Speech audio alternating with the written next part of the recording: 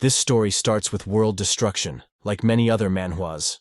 The whole city was on fire, with armies and aliens fighting in the sky, and on the ground, huge monsters were attacking the public, devouring them like chickens. Suddenly, a beast so huge appeared that it blocked out the sun and darkened the sky. Yet, it felt like a kindred spirit. Our protagonist walked towards the huge beast, and looking into the beast's eyes, he felt as if they were the same being. The beast was him, and he was the beast. The huge beast turned to those monsters and shot an energy beam from its mouth like Godzilla. For all the humans running away from the aliens and monsters, it was a sign of hope that something that powerful was on their side. Our protagonist looked down on the world, knowing that the world would honor him as if he were a god. Now, he is the hope of humanity, who can control that huge beast. This all started a few months ago. It was reported on the news that on June 2nd, 2224, the zoo of Ning City was attacked by a snake more than 100 meters long. Experts have not been able to determine the species of the snake. Several citizens were able to film the appearance of a giant whale-like beast in the sky north of the city, which caused quite a stir. Lately, internationally wanted criminals have been on the loose in Ning City. The news was live on the television in a room where our protagonist was lying on a table covered in his blood. He was able to see himself lying unconscious. He was very confused because the body in front of his eyes was his own body. He didn't understand what was going on, and turned around to look in a mirror. He was shocked to see himself in the mirror because he had just turned into a sea iguana. Our protagonist's name is Chen Chu, a sophomore at the University of Ning. He has been renting a place outside the school since he doesn't like living in the dorms. He likes cold-blooded animals and is fascinated by their vibrant colors. The pet store he bought animals from just got a new batch of exotic pets today, and Chen was immediately drawn to a sea iguana, an amphibious creature. Sea iguanas are generally gentle, but an accident happened the moment it was let loose. It broke its cage and attacked Chen, biting his hand with its sharp teeth. Chen was in immense pain, and immediately took out his phone from his pocket and hit the sea iguana on the head. When the sea iguana got hit, it lost its grip and freed Chen's hand. But before falling, the sea iguana's tail hit Chen's phone, and it struck Chen on the head. Like that, both of them lost consciousness. After seeing himself as a sea iguana in his dreams, Chen woke up. He found the sea iguana right in front of his face, but something had changed in both of them. Chen raised his hand, and the sea iguana also raised its hand. Chen was surprised to find that now he could control the body of the lizard, as if controlling his own arms. He smiled looking at the sea iguana, wondering if this was his so-called golden finger, and this was finally the time for his hero's journey to begin. But there was a problem.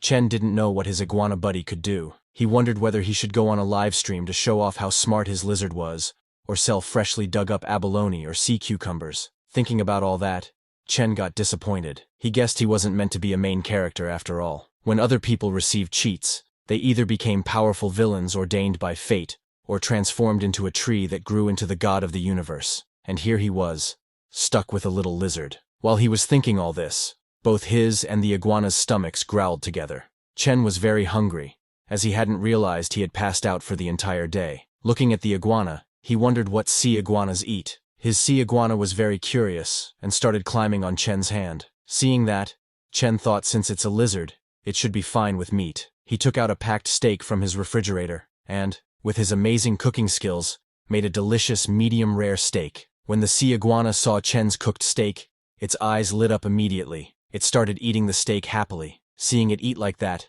Chen smiled and said, "I knew it. Sea iguanas and lizards can both eat meat." Just as the sea iguana started eating the steak, suddenly a system notification popped up in front of Chen's eyes saying, "After eating, your clone received 5 evolution points, and your constitution has increased by 0.5. Chen was shocked by what this was, and before he could understand anything, suddenly the whole system status window popped up. It was Chen's status window. It showed that Chen was level 0. His constitution was 8.5, and his spirit was 12. He had the mind control talent, and he possessed external aura and chi perception traits, both at the beginner level with 0 out of 1000 experience. His skills were extremities boxing, beginner level with 48 points, stepping cloud jump, also beginner with 66 points, and springing leg, also beginner with 39 points. His first clone was the sea iguana. Its evolution had not started. It had 5 points, and needed 200 points for the first evolution. Chen was too shocked to see that status window. He wondered if this was what his actual cheat was. In the status window, what caught Chen's eyes were his skills. Looking at those skills, Chen remembered his past. In his childhood, His father used to teach him martial arts. He used to tell Chen that if he only practiced the form without understanding the foundation, he might have learned nothing. The root of his force is at his feet. It should start from his thighs and control his abdomen. These lessons lasted 10 to 12 hours a day, making Chen's little body very exhausting. But whenever Chen asked his father if he could take a break, his father immediately told him no, saying it was cowardly to give up halfway. From the beginning, Chen didn't want to be a coward, so he started practicing again, running as fast as he could, even when he tripped and fell on the ground or got injured. His father didn't help him, only telling him that no one else would help him when he grew up. Then, one day when Chen was 10 years old, his father handed him a box, telling Chen that it contained all their savings. He told Chen that he needed to take a very long trip, and that Chen would have to walk the rest of the journey himself. Chen was very sad that day. For the first time, Chen's father patted Chen's head and told him to remember that he could not neglect practicing martial arts, and when he was strong enough, he would be able to see the other side of the world. Chen was very sad and asked his dad how he was supposed to find him again. His father told Chen that when he became a grandmaster, but his father stopped before completing his sentence and told Chen that he might not be here anymore by then. Just like that, Chen's father left the house and closed the main door. Since then, his father has not returned. Chen got very emotional remembering his past. He looked at a picture of his father and mother, and was very sad because a decade had passed before he knew it. While Chen was lost in his thoughts, the sea iguana completely cleared his plate. Chen was amazed to see how fast this little guy eats. After the iguana finished, its body started shining in red. Chen looked closely at the iguana, and was confused if this was just him, or if the sea iguana had just grown longer. Chen immediately looked in his status window, and saw that the sea iguana's evolution points had increased to 15. Chen was a little surprised to see that the sea iguana had 15 points now after a meal. While he was understanding how his system works, something caught his eye. Chen saw himself in the mirror placed in his room. His body seemed very different from before. He immediately checked his body, and was very shocked to see his 8-pack abs. Chen's body wasn't this built before. He realized that the points the iguana received could even reflect on him. Chen looked at his iguana, wondering that since it could evolve for the first time if it got more points, perhaps it could even grow into the Behemoth from his dreams. Chen got very happy thinking that with the help of this system, he could become a real martial arts grandmaster. The next day at the marketplace, Chen bought 10 pounds of prime beef, no bones, and 20 pounds of pork, lean meat, also no bones, and asked the shopkeeper to pack all of it. He then used his phone to pay with the QR code. He put everything in the back of his car, thinking this should be enough to last for a few days. He then drove off from the marketplace. Without wasting any time, he directly returned to his apartment. Using his master chef skill, he made all kinds of dishes for the sea iguana to eat because, with that, he would be closer to becoming a martial arts master. Seeing those dishes, the sea iguana's mouth watered. In just a few seconds, the sea iguana finished all of the plates. Chen connected his mind with the sea iguana, and found out that in the sea iguana's palate, pork didn't taste as good as beef. He then disconnected the control, and woke up. With just a few minutes of connection, he felt tired. While stretching, he said, "The beef could use a bit more cumin. I'll make sure to add more next time." After the meal, the sea iguana took a nap while wearing sunglasses. On the other hand, Chen went to the martial arts room to train. With all his force, he punched the punching bag. His punch was so strong that it completely changed the punching bag's shape. A system notification came telling Chen that after his hard work training, his extremities boxing experience had increased by 5 points. Chen was happy because not only had his constitution improved, but his training progress was faster than before. 2 days passed like this. Chen was still training, having destroyed 2 punching bags in these 2 days, and the current one he was using didn't look that great. After training for that long, he was a little exhausted. This feeling of getting stronger just by working hard at training is amazing. Before ending this section, Chen again jumped to the punching bag. He kicked the punching bag with all his power, and his kick was so strong that the chains holding the punching bag broke, sending it flying. After just 3 days of training, Chen's attributes had increased significantly. His extremities boxing skill upgraded to an intermediate level, and his stepping cloud jump and springing leg skills also increased in power. Not only that, the sea iguana's evolution points also increased to 195. It now only needed 5 points to evolve for the first time. Looking at his status window, Chen said, "From the perspective of traditional martial arts, right now, I should have reached the peak of the Ming realm." Chen remembered his father telling him that the realms of martial arts are divided into Ming, Dark, and Transformation. The peak of the Ming realm makes one a top-notch fighter, capable of taking on 10 opponents alone. The Dark Realm makes one a first-rate expert, able to fight 100 at once, but they are usually hidden within legendary families. The Transformation Realm allows one to take on 1,000. They're the Grandmasters recorded in history, rare in modern times. The Transformation Realm represents an unbreakable body, only described in ancient texts. At that time, Chen was very amazed, and asked his father which realm he was in. Chen's father told him that he once briefly reached the Dark Realm, but his expression darkened, remembering what happened after that. Little Chen didn't understand his father's emotions. He was very amazed by his father reaching the Dark Realm, and asked him if he was from one of those legendary families too. Chen's father was shocked by little Chen's question. He took a deep breath and told Chen that he was just from Luotuan. In the present, it's already afternoon. When Chen comes out of the martial arts room, he finds his sea iguana lying on the sofa. He was surprised to see the sea iguana, which had grown so much already in just 3 days. The sea iguana only needed 5 more points to evolve. Looking at it, Chen said, "One more meal, and you will be ready to evolve. Let's hope it won't be disappointing." He again made many dishes, and gave them to the sea iguana. As the sea iguana started eating, its evolution points began to increase. The evolution points reached 199. It was almost ready to evolve. Chen connected himself to the sea iguana, because he couldn't wait to see how this little guy changes. When the evolution points reached 200, a system notification came telling Chen that his clone, the sea iguana, had met the evolution requirements, and evolution would now begin. Just as that notification came, a lightning-like pain ran through the sea iguana's left hand. It was too painful, and Chen, who was connected to the sea iguana, also felt that pain in his left hand. Both Chen and the sea iguana fell to the ground because of the pain. Spikes grew on the sea iguana's back, its body grew, and scales appeared all over its body. The sea iguana was in so much pain because of the changes in its body that it ran wild in the room, destroying everything in its way. After a few minutes, the pain of the transformation slowed down. Chen was still lying on the ground and was very shocked. He hadn't thought that evolution would hurt this much. Suddenly, he heard some noises from his side and took a look. It was the sea iguana, which had now grown to the size of a crocodile. Chen was impressed seeing its size and decided to see how strong his sea iguana was after evolving.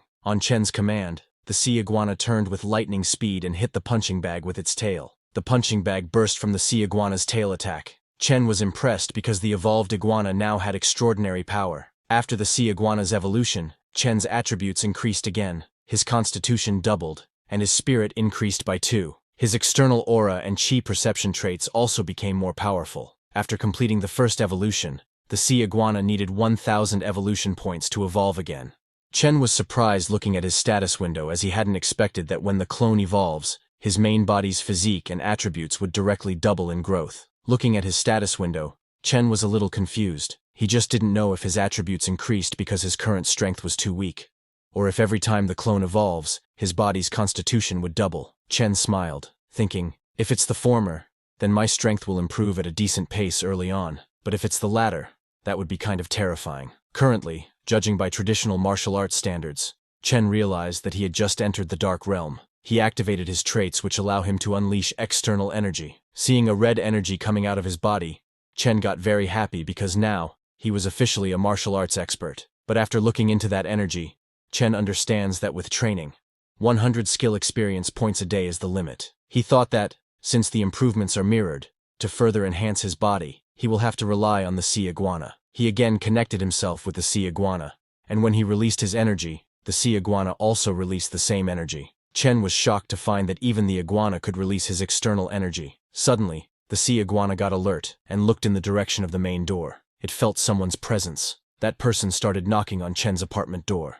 Chen was also a little surprised by the sudden guest. The one knocking on the door was a muscular guy who looked very angry. Chen opened the door slowly and asked the muscular guy what happened. The muscular guy was shocked to see Chen. Chen came out while his energy was still active, and because of that, his presence felt like some monster in the form of a human. The muscular guy was shaking in fear after seeing Chen, thinking, what's with this kid? He's giving me the vibe that he could crush me in seconds. The muscular guy tried to act as sweet as he could to not anger Chen, and told Chen that lately, it's been kind of noisy upstairs, so he came to check if his place was under renovation. Chen acted clueless, and immediately apologized to the man, and explained to him that there are no renovations here. It's just that he has been training lately and didn't realize it was that loud. The muscular guy got more scared to hear that it was just training.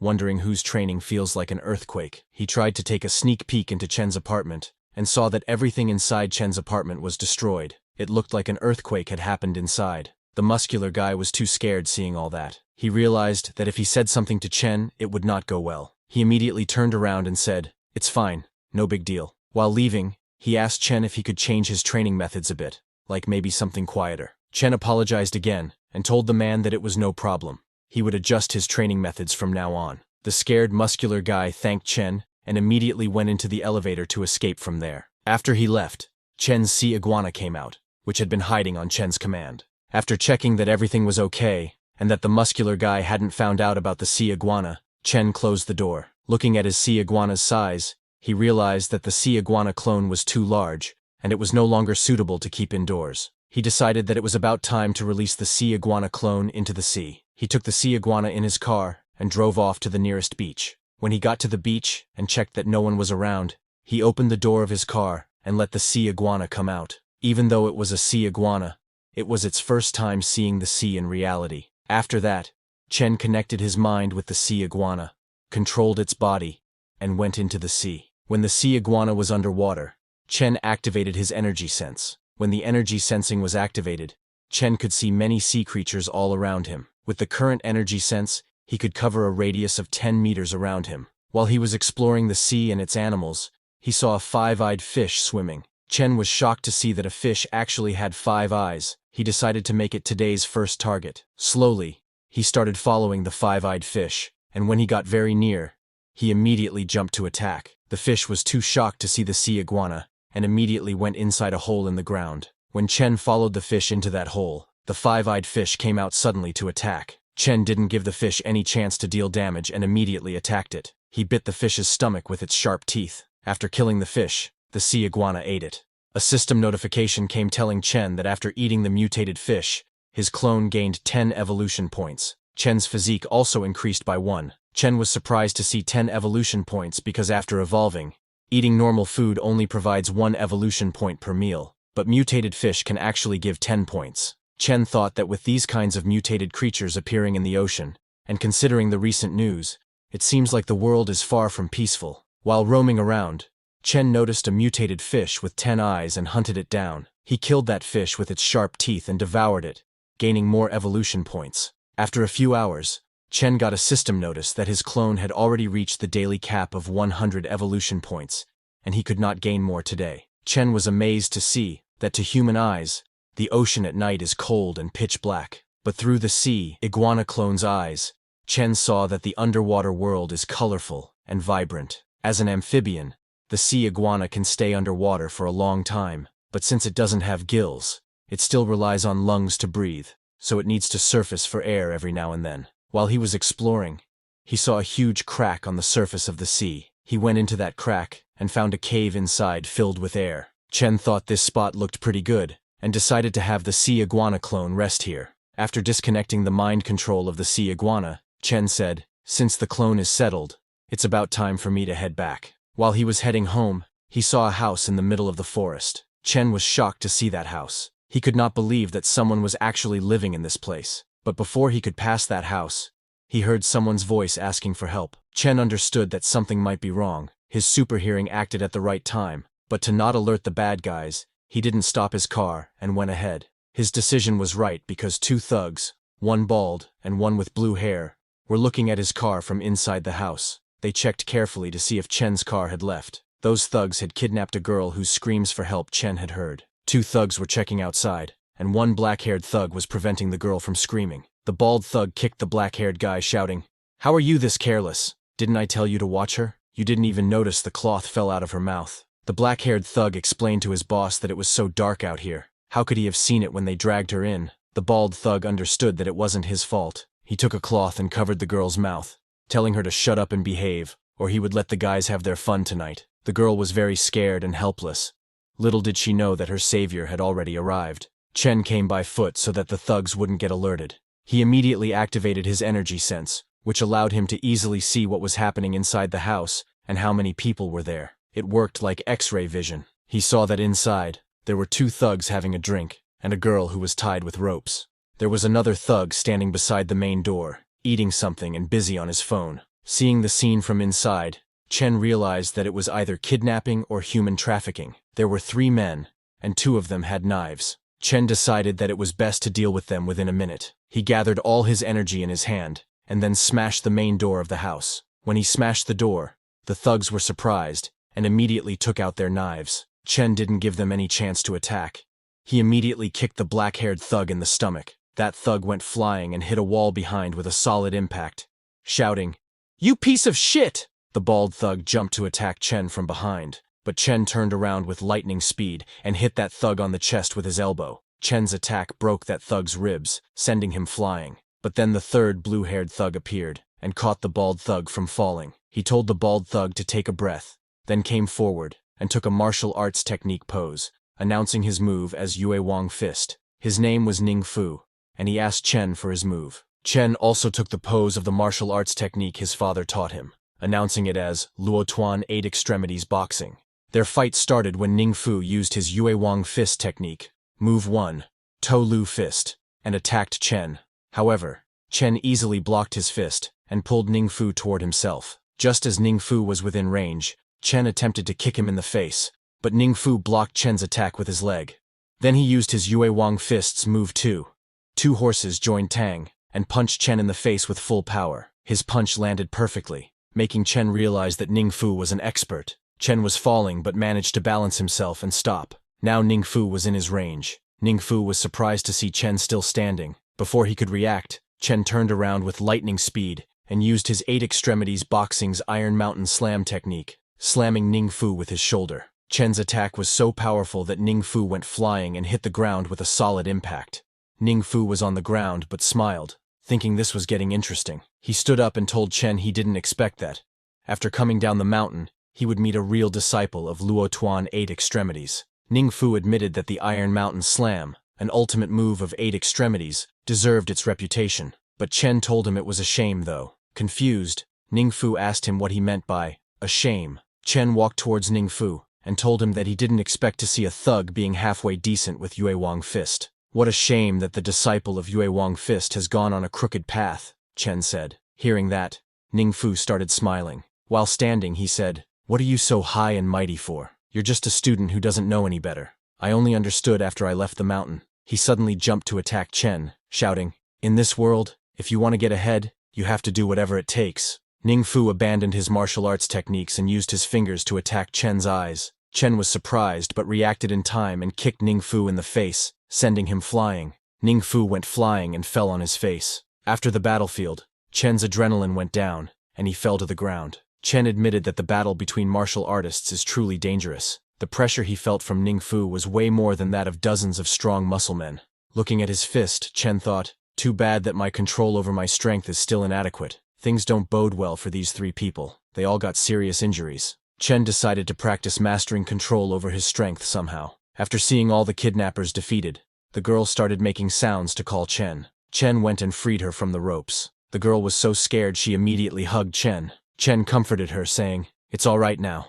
Don't be scared." The girl, while crying, thanked Chen for his help. After the girl calmed down a little, Chen gave her a phone and told her that she could call the police after he left. Chen told her if the police asked her about him, she could tell them she didn't get a good look at him and didn't know who he was. The girl he saved was very pretty. She nodded and told Chen that she wouldn't tell the police. Then, 10 minutes later, the police arrived at the scene. They surrounded the whole place, and officers entered inside, telling the thugs to not move and put their hands in the air. But those officers were shocked to see inside. They saw that all the thugs were already lying on the ground, and only the girl was standing there. The scene then shifts to police headquarters. Security agency police officer Guan Qing comes to her deputy chief's office with the information he requested. She told the deputy chief that they were able to see clear footprints on the broken door. Based on the depth and the way the door axle broke off, someone kicked the door open from the front, sending the door flying about 3 meters away, so the force used was at least 1,000 kilograms. She took out all the photos from the scene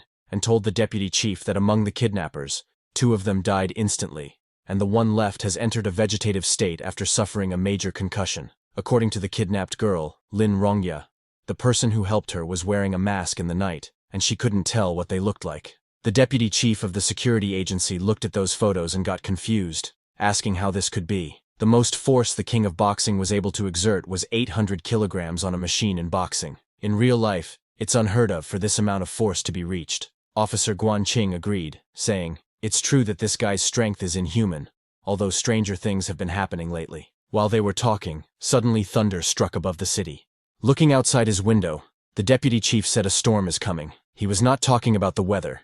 He was talking about evil things which could disturb the city's public. On the other hand, after saving that girl, Chen went to a lakeside with his car. There was a boat in the lake, and Chen's attention was not on the boat. He was looking at that boat from his car. From that boat, 3 men came out. 2 men were shirtless and looked like thugs, but the third man with black hair looked like a businessman. One of the thugs called the black-haired man boss and asked him why he had just made some money and already spent 1 million on a woman from Bald Tiger, questioning if that wasn't too wasteful. The other thug agreed with the first, telling his boss that it took them so long to dig up a sunken ship and they only made a little more than 2 million. Hearing them, the black-haired guy called them short-sighted and asked them if they even knew who that woman is, stating that money will not be an issue if they have her. Hearing that, both of the thugs got happy. The black-haired boss then asked one thug if he had finished the business with the company. That thug told him not to worry, saying he had already arranged a shipping company. They rented a high-end office building for the offices according to his request. Another thug told the black-haired boss that he also got the headhunting company to find them the prettiest girls for the secretary and the front desk positions,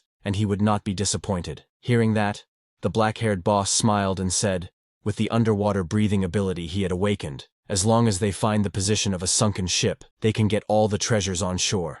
They will have as much money as they want. He laughed and asked those thugs to follow him closely, and he would not let them starve. While they were talking, suddenly something jumped on a tree behind them, alerting those 3. The black-haired boss immediately turned around and asked, "Who's there?" It was Chen who was behind the tree. He came out and told the black-haired guy that he had seen a lot of perverts, but some were especially notable. Seeing Chen emerge from behind the tree, the black-haired guy took out his knife and immediately jumped to attack Chen, shouting, "You've got a lot of nerve, but people like you don't live long." He was fully intent on killing Chen, not knowing that Chen was a martial artist. Chen gathered all his energy into his leg, and then kicked the ground with full force, his attack so powerful that it made the ground explode, causing the black-haired man to bounce into the air. Just as he fell, Chen hit his hand, making him lose his knife. Chen didn't give the black-haired guy any chance to fight back and kicked him in the stomach, sending him flying into a tree. The other 2 thugs were scared seeing their boss defeated. One thug said,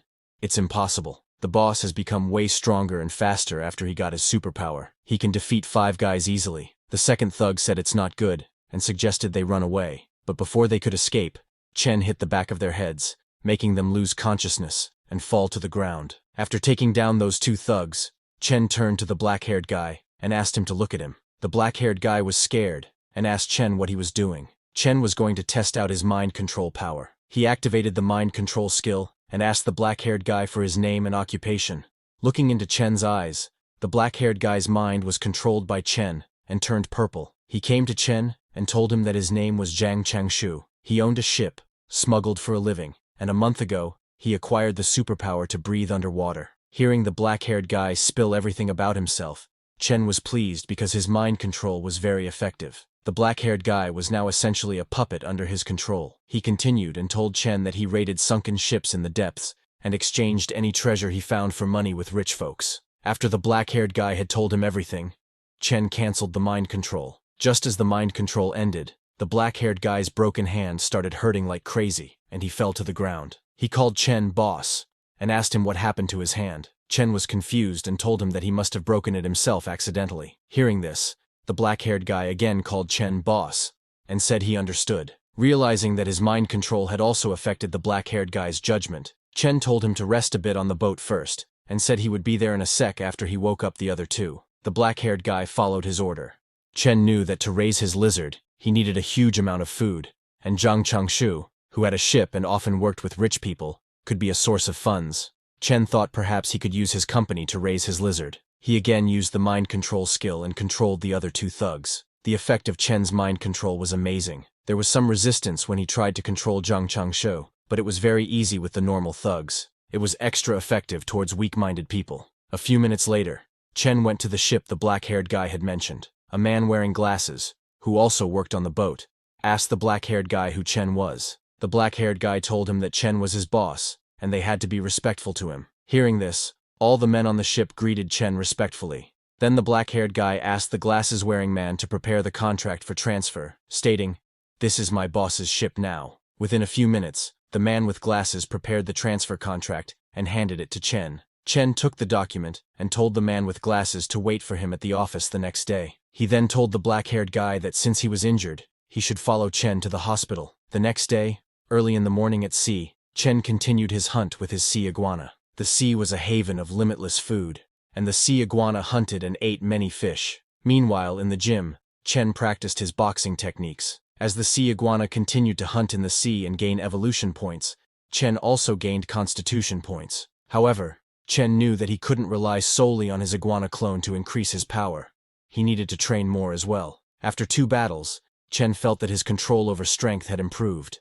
After the hunt, the sea iguana went into a mountain cave to also practice attacking. System messages informed Chen that absorbed energy had been digested during training, and he had gained 6 evolution points. That afternoon, Chen went to the office where the black-haired guy had transferred the ship to him. Chen was pleased because the transfer process was complete. He hadn't gone outside for a day, and had managed to gain more than 90 evolution points, and his sea iguana's body had also grown 20 centimeters. Chen decided that the next day, he would take his lizard to the deep sea. He was in a hurry because he now knew he wasn't the only person with superpowers in the world, and he needed to become stronger, especially now that there were unknown creatures in the depths of the ocean. The following day, the ship Chen acquired was fishing in the deep ocean. The 2 thugs who had been working with the black-haired man, Zhang, were on the ship. One guy checked the net and noted that there had been much fewer fish lately. They were basically catching nothing. The other guy suggested that perhaps there was a school of big fish down there, maybe sharks, as sharks move in groups and even killer whales have to be wary of them. So the smaller fish flee from the area. They were right, because right beneath their ship was a group of great white sharks roaming around.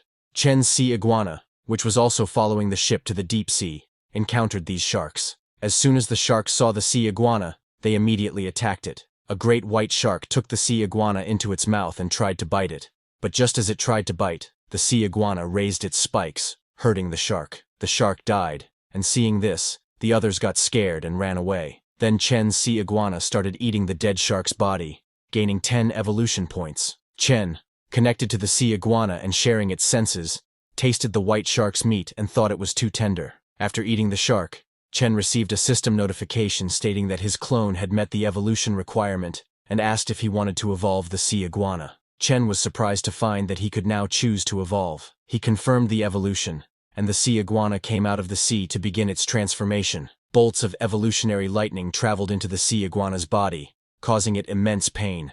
Simultaneously, in the gym, Chen also felt the same pain and fell to the ground. He looked at his status window and saw that he had leveled up to level 1. His constitution was 130, and his spirit was 38. His beginner traits, external aura and chi perception, now had 280 experience points. His skills had also enhanced.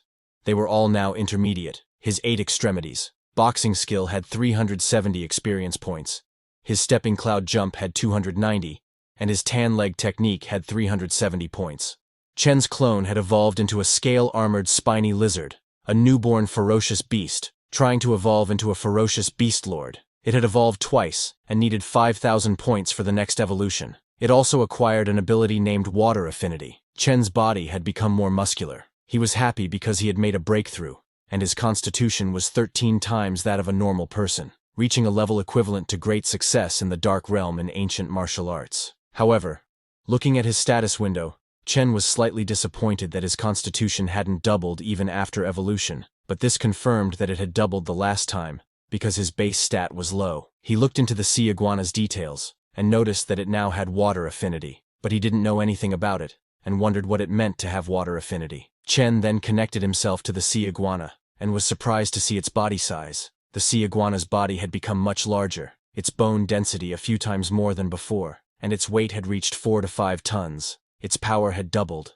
and the claws were akin to steel, making it much more explosive than before. Following the ship, Chen noticed that the sea iguana could now swim up to 70 kilometers per hour, even faster than a large ship. The sea iguana made less noise and felt less resistance while swimming, which Chen thought must be because of the water affinity. The next day, Chen called the glasses-wearing man and asked him if anyone had been asking for treasures lately. The man told him that no one was asking right now. Hearing this, Chen said they would find the treasure themselves. He asked the glasses-wearing man how the research was going. The man told Chen that they had found a few locations with sunken ships, but without Boss Zhang, who could breathe underwater, they couldn't do anything. Chen told him not to worry about it. He could handle it. Chen looked into the database and found that the shallow water areas of routes used by Z country in the past and the major commercial waterways used by H and R countries had been mostly explored, but there were still a lot of priceless ships in the deep area. Chen took his sea iguana to a location 25 kilometers offshore in the Yellow Sea area.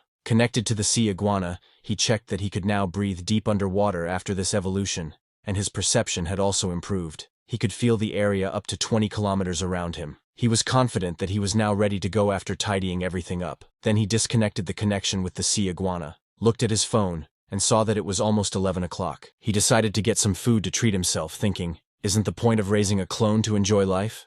To eat something, Chen went to Pedestrian Street, which was near his house. The meal was nice, but Chen was surprised to find that just one meal cost over 3,000. His savings were only 20,000. But he was not worried because he would soon take over Boss Zhang's company, so at least he got a taste of what it feels like to be rich. While returning home, he noticed something alarming. He saw a girl lying unconscious on the ground, and two men checking her. The scene didn't look right to Chen. As a righteous man of society, Chen raised his voice and asked them what they were looking at. Chen was confident because he knew that with his growing strength and his passion for martial arts awakening, as long as there was no real danger, he didn't mind stepping in. Seeing Chen step in, the thugs became very angry. One thug, in anger, asked Chen what he had just said. Another thug took out a knife and shouted, "Kid, get lost now, and I'll pretend I didn't see you." Chen didn't really want to fight them, and just wanted to scare them. He released his aura from his body. Chen's aura formed a beast form and looked at those thugs. Although it was not visible to human eyes, humans could feel its pressure. Both of the thugs got scared and didn't understand why it felt like they were being stared down by a beast. Scared, one thug suggested to the other to let's get out of here. But suddenly, the girl started laughing. She mocked the thugs, asking if they were actually scared and if they were really not real men. Seeing the woman provoking the thugs, Chen wondered if this woman was crazy. Hearing the woman's words, the thugs started to rethink their decision to run away. Looking at the woman, they thought that a woman like this doesn't come around every day, and they couldn't let her think they were weak. Immediately, both of the thugs charged at Chen. One thug said to the other that there was no reason to be afraid of Chen. He's just one guy. The other thug agreed, saying, "Yeah, let's get him. This guy's way too cocky." Chen was at a loss for words, seeing them charging at him. Everything was already resolved, but because of the girl, a fight ultimately broke out. Left with no choice, Chen got into his martial arts pose, and when the thugs were within his reach, he kicked them in the stomach, sending them flying. Chen barely used 10% of his strength. Otherwise, that kick could have reduced them to mush. He decided to let them off this time. They'd done wrong, but not enough to deserve death. Both of the thugs were very scared, and while running away, they called Chen a demon who came straight out of hell. After the thugs ran away, the girl stood up, laughing like a drunk person, and praised Chen, saying he was amazing and strong. Seeing her acting like this, Chen wondered if she was drugged. He immediately took out his smartphone and called the cops, informing them that there was a woman who seemed drunk outside Shengtang Bar. He told the cops that she looked a bit compromised. While Chen was on the call, the woman came near him and started teasing him in a lovely voice, asking Chen why he'd called the cops, if she wasn't pretty, and if he didn't want to take her home. Chen didn't reply to her and waited for the cops. A few minutes later, a group of cops showed up at the scene. One cop took the girl into their car, and another took Chen's statement. Chen told the cops that he was the one who called the police. He had come out for a midnight snack and saw her in that situation. He explained everything to the cops. After taking the statement, the cops left with the girl. Finally, after dealing with that, it was time for Chen to control the giant lizard and look for the sunken ship. Chen controlled the giant lizard and took it to check out the location that Glasses Guy had sent him. The information was accurate, and there really was a sunken ship there. Chen activated his energy sensing ability, but right now, his energy sense could only reach about 20 meters. Even with just that, after a few minutes of searching, he found a jackpot. On the shipwreck, he found solid gold bars. After finding the gold, Chen ordered Glasses Guy to steer the ship 3 kilometers east and drop a crate. Glasses Guy acknowledged and got to work. While he was preparing the crate, a guy called Glasses Guy and asked him if anyone else on the boss's crew, besides Zhang Changshou, could breathe underwater. Glasses Guy told him to stop asking questions and not to pry into the boss's secrets. Then, they dropped the crate, and Chen's sea iguana placed all the gold bars onto the crate. Chen was connected to the sea iguana, and after it placed all the gold bars on the crate, Chen asked Glasses Guy to start recovering the loot. After recovering the gold, Chen went to check the ship again. While exploring, he saw a piece of metal stuck on the wall of the ship. The sea iguana tried to cut that piece of metal, but it was too tough. Chen was surprised because his sea iguana's claws could easily tear through regular metal, but they barely left a mark on this. Chen thought this must be some kind of special alloy. It could be very valuable and decided to take it back for study. The sea iguana grabbed that huge rock and started to swim to the surface, but before it could, suddenly, a white snake-like fish attacked the sea iguana. It was a huge fish that Chen had never seen before. The fish grabbed the sea iguana with its sharp teeth, trying to kill it. Seeing it trying to ambush, Chen got angry, thinking, "Who do you think you are? Even though you're longer and bigger than me, when it comes to strength, offense, and defense, you're no match for me." What Chen said was right. In front of his sea iguana, that white fish was nothing. It killed the white fish and ate it like sashimi. A few hours later, Chen went to a beach. Looking at a huge rock, Chen thought, the reefs have been eroded by seawater for years, making them incredibly hard. The deserted beach at night is the perfect spot to test my strength. Thinking that, he punched the rock and saw that the force works both ways. But Chen's bone density is nearly 20 times that of an average human. Plus, with his external shield absorbing most of the impact, his hand only feels a bit sore, and that slight soreness, his body's recovery ability gets rid of it almost instantly. Chen continued to practice his boxing on that huge rock because, after this evolution, his physique had surpassed 200. Chen hadn't tested it yet, but knew that his punches should weigh at least 3,000 pounds, or 1.5 tons. With his outer energy boost and 8 extremities boxing technique, he could punch straight through a person with ease. To test his power, Chen punched that huge rock with full force, and with just one punch, he destroyed that rock. After training for so long, Chen was very exhausted and fell on the ground. He was training here because his punching bag at home isn't durable enough, and he can't train at the park either. With modern technology, if someone recorded him and uploaded it online, it'd be a huge problem if people found out he is extraordinary. It would only bring trouble, and so only on this empty beach can he train freely. Chen looked at his hands, and they were already healed. He could hardly believe how insane his recovery ability is. He stopped for less than a minute, and the scrapes on his hands were already healed. While he was busy checking his healing ability, the sea iguana returned to him with that piece of metal. Chen checked the metal, and saw that this irregular black ore shines with a metallic luster, but doesn't seem particularly special at first glance. When he tried to pick the metal up, he was surprised because the metal chunk weighs close to 200 pounds. It's heavy and extremely tough. Even the giant lizard's claws struggle to scratch it. Chen thought this is perfect for crafting a weapon, but he knows that with his current skills, making a suitable weapon would be difficult. So for now, he decided to focus on dealing with those gold bars. After training, Chen returned to the ship and asked Glasses Guy where the stuff was. Glasses Guy told him that it's all on the ship, and everything's been cleaned up. He led Chen to the captain's cabin where all the gold was.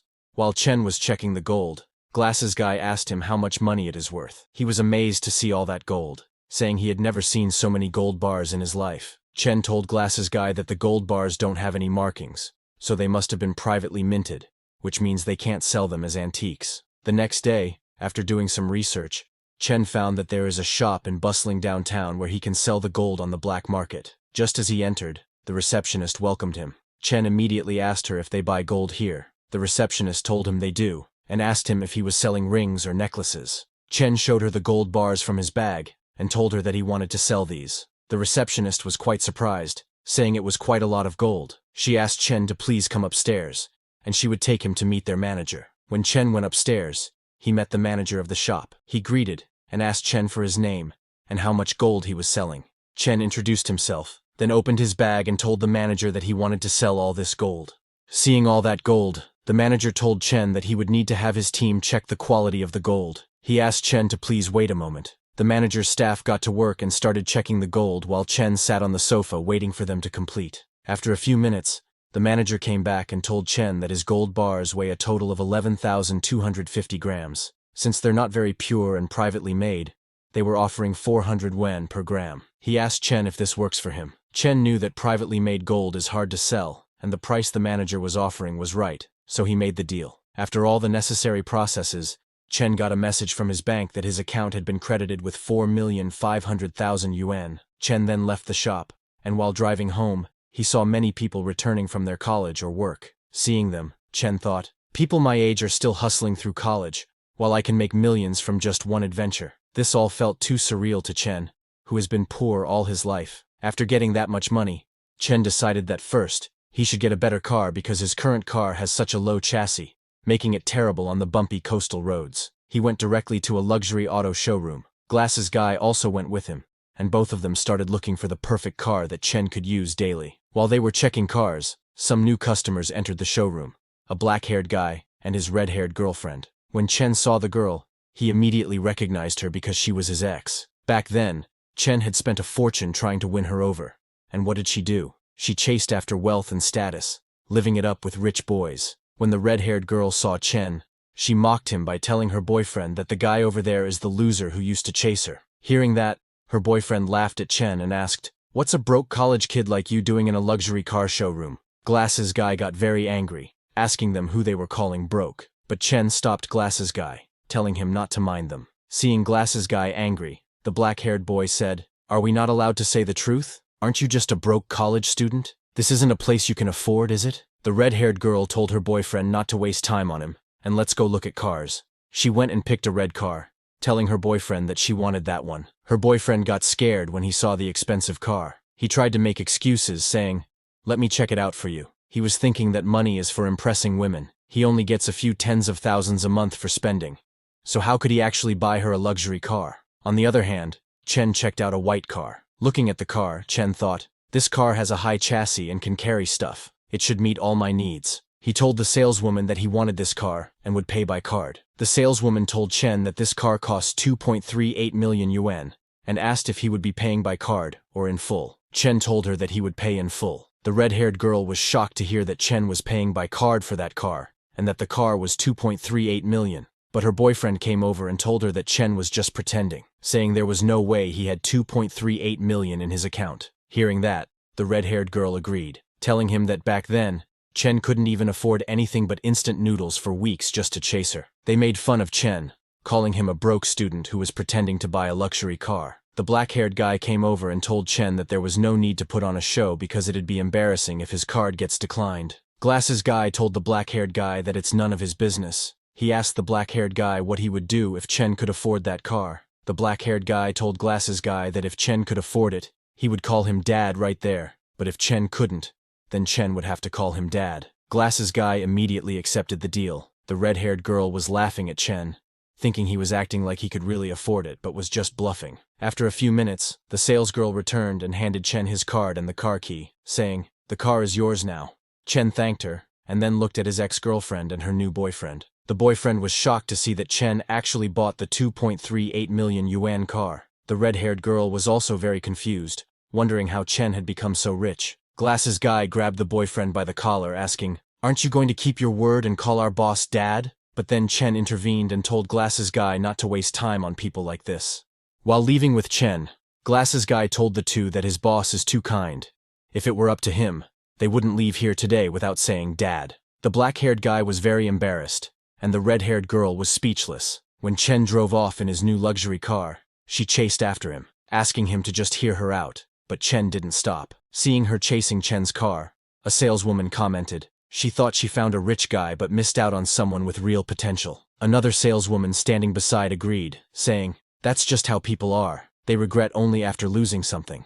After leaving the showroom, Chen went to Cloud's Edge restaurant, the top spot for fine dining and service in N City. When he entered with his luxury car, all the waitresses greeted him with respect. He went to a private room where a waitress showed him the menu and asked what he would like to order. Chen looked at the menu and ordered a 5,888 yuan Boston lobster and a 7,888 yuan king crab, among many other items. When the food arrived, two girls came to personally feed Chen with their hands. All the food tasted more delicious when girls personally fed him. Chen was happy and said, "It's pricey, but worth it." Chen was thinking that after cooking so many meals for his lizard, it was time to enjoy the life of luxury himself. While he was enjoying his meal, he suddenly got a message on his phone. It was from his college advisor, informing the students that classes start in a week and they have to report to school on time. When Chen saw the message from the advisor, he remembered that he is still a sophomore. Chen then opened his status window. Now his constitution has reached 327, and his spirit is 49. He still has only one talent: mind control. His traits, external aura and chi perceptions experience points have also increased. His skills, 8 extremities, boxing, stepping cloud jump, and tan leg techniques power has increased too. His companion, armored spiked lizard's evolution points have reached 2,160, which needed 5,000 points to evolve a third time. Looking at the status window, Chen understands that once classes start, he will have less time, so he needs to earn more money fast to help his little lizard break through to the Shadow Realm. A few days later in the deep sea, swordfish, known as the fastest swimmers among fish, can reach speeds of up to 60 miles per hour, which is about 90 kilometers per hour. But right now, Chen's sea iguana is even faster than that. After racing with the swordfish, the sea iguana eats some delicious sailfish. Chen decides that once he is full, he will resume his treasure hunting. Just as he eats the sailfish, he gains 10 evolution points. Chen then gets back to treasure hunting. While searching, he finds out that by spreading out his senses, he can roughly detect things dozens of kilometers away. Unfortunately, even after scanning the seabed, he hasn't found any shipwrecks. Chen is disappointed because a few days have gone by with no results. He is seeing that the world is starting to change in strange ways. This makes him wonder if there are any secret supernatural organizations run by the government. Chen thinks that now that he has these abilities, he needs to be even more cautious in his actions. The next day, Chen went to a high-end office building in N City, after Zhang Changshu transferred the company. He hadn't visited it even once. Chen was impressed because this building is in the busiest area of N City. Zhang Changshu really went all out to make the company look good. Chen's new office name is Tianlin Marine Industries. Chen entered the building with a guy wearing glasses. The receptionist Nixin greeted the glasses guy as she didn't recognize Chen. The glasses guy asked Xiaoning to call everyone to the boss's office. Then, a few minutes later, all the girls working gathered in Chen's office. The glasses guy pointed at Chen and told all the girls that he is their company's boss, Mr. Chen. All the girls were very amazed to see their new boss, who is young, handsome, and super rich. Then the glasses guy started introducing people to Chen, pointing at Nixin.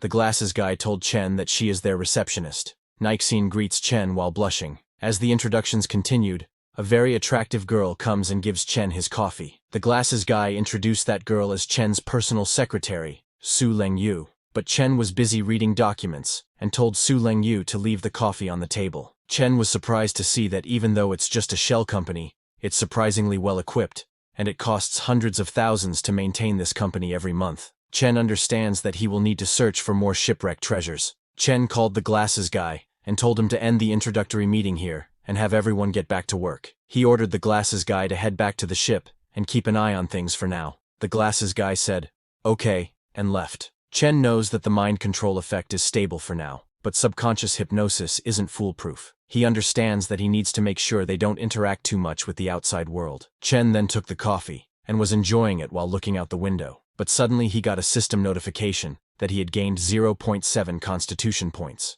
Multiple notifications came at once. Looking at those messages, Chen thought, using clones to hunt while just lying around and getting stronger feels amazing. Chen then connected his mind to the sea iguana. Chen's sea iguana is hunting fish. Now it could control the internal energy, and is using it to hunt big fish easily. The fish Chen hunted this time was a barracuda. He knows that barracudas are typically only about 2 meters long, but this one he hunted is 4 or 5 meters long. Its speed is incredible, and its teeth are harder than steel. If not for Chen's strong external force field, he might have been hurt. The number of fierce, mutated fish in the ocean is increasing. When the sea iguana eats it, Chen finds that this meat is clearly different, and it provides much more energy. Just as the sea iguana eats the fish, Chen suddenly gets a system notification telling him that his clone has devoured with effort and gained 90 evolution points.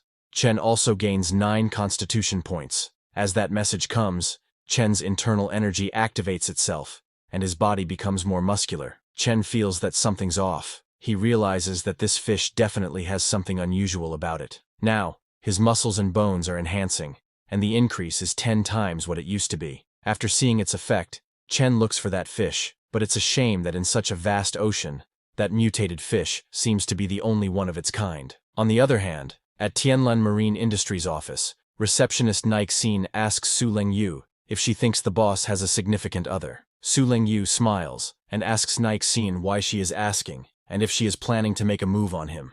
Another girl jokingly asks Nixine if she has become a fangirl again. Hearing that, Nixine starts blushing in embarrassment. While they were talking, someone asks them why they are not off work yet. It was Chen, who was leaving for home. Su Lingyu greets Chen with a smile, and tells him that they still have a few things to finish up. Well, with Chen's hearing, he could already pick up on their chatter while he was in the elevator. But to avoid awkwardness, he decides to just pretend he didn't hear anything.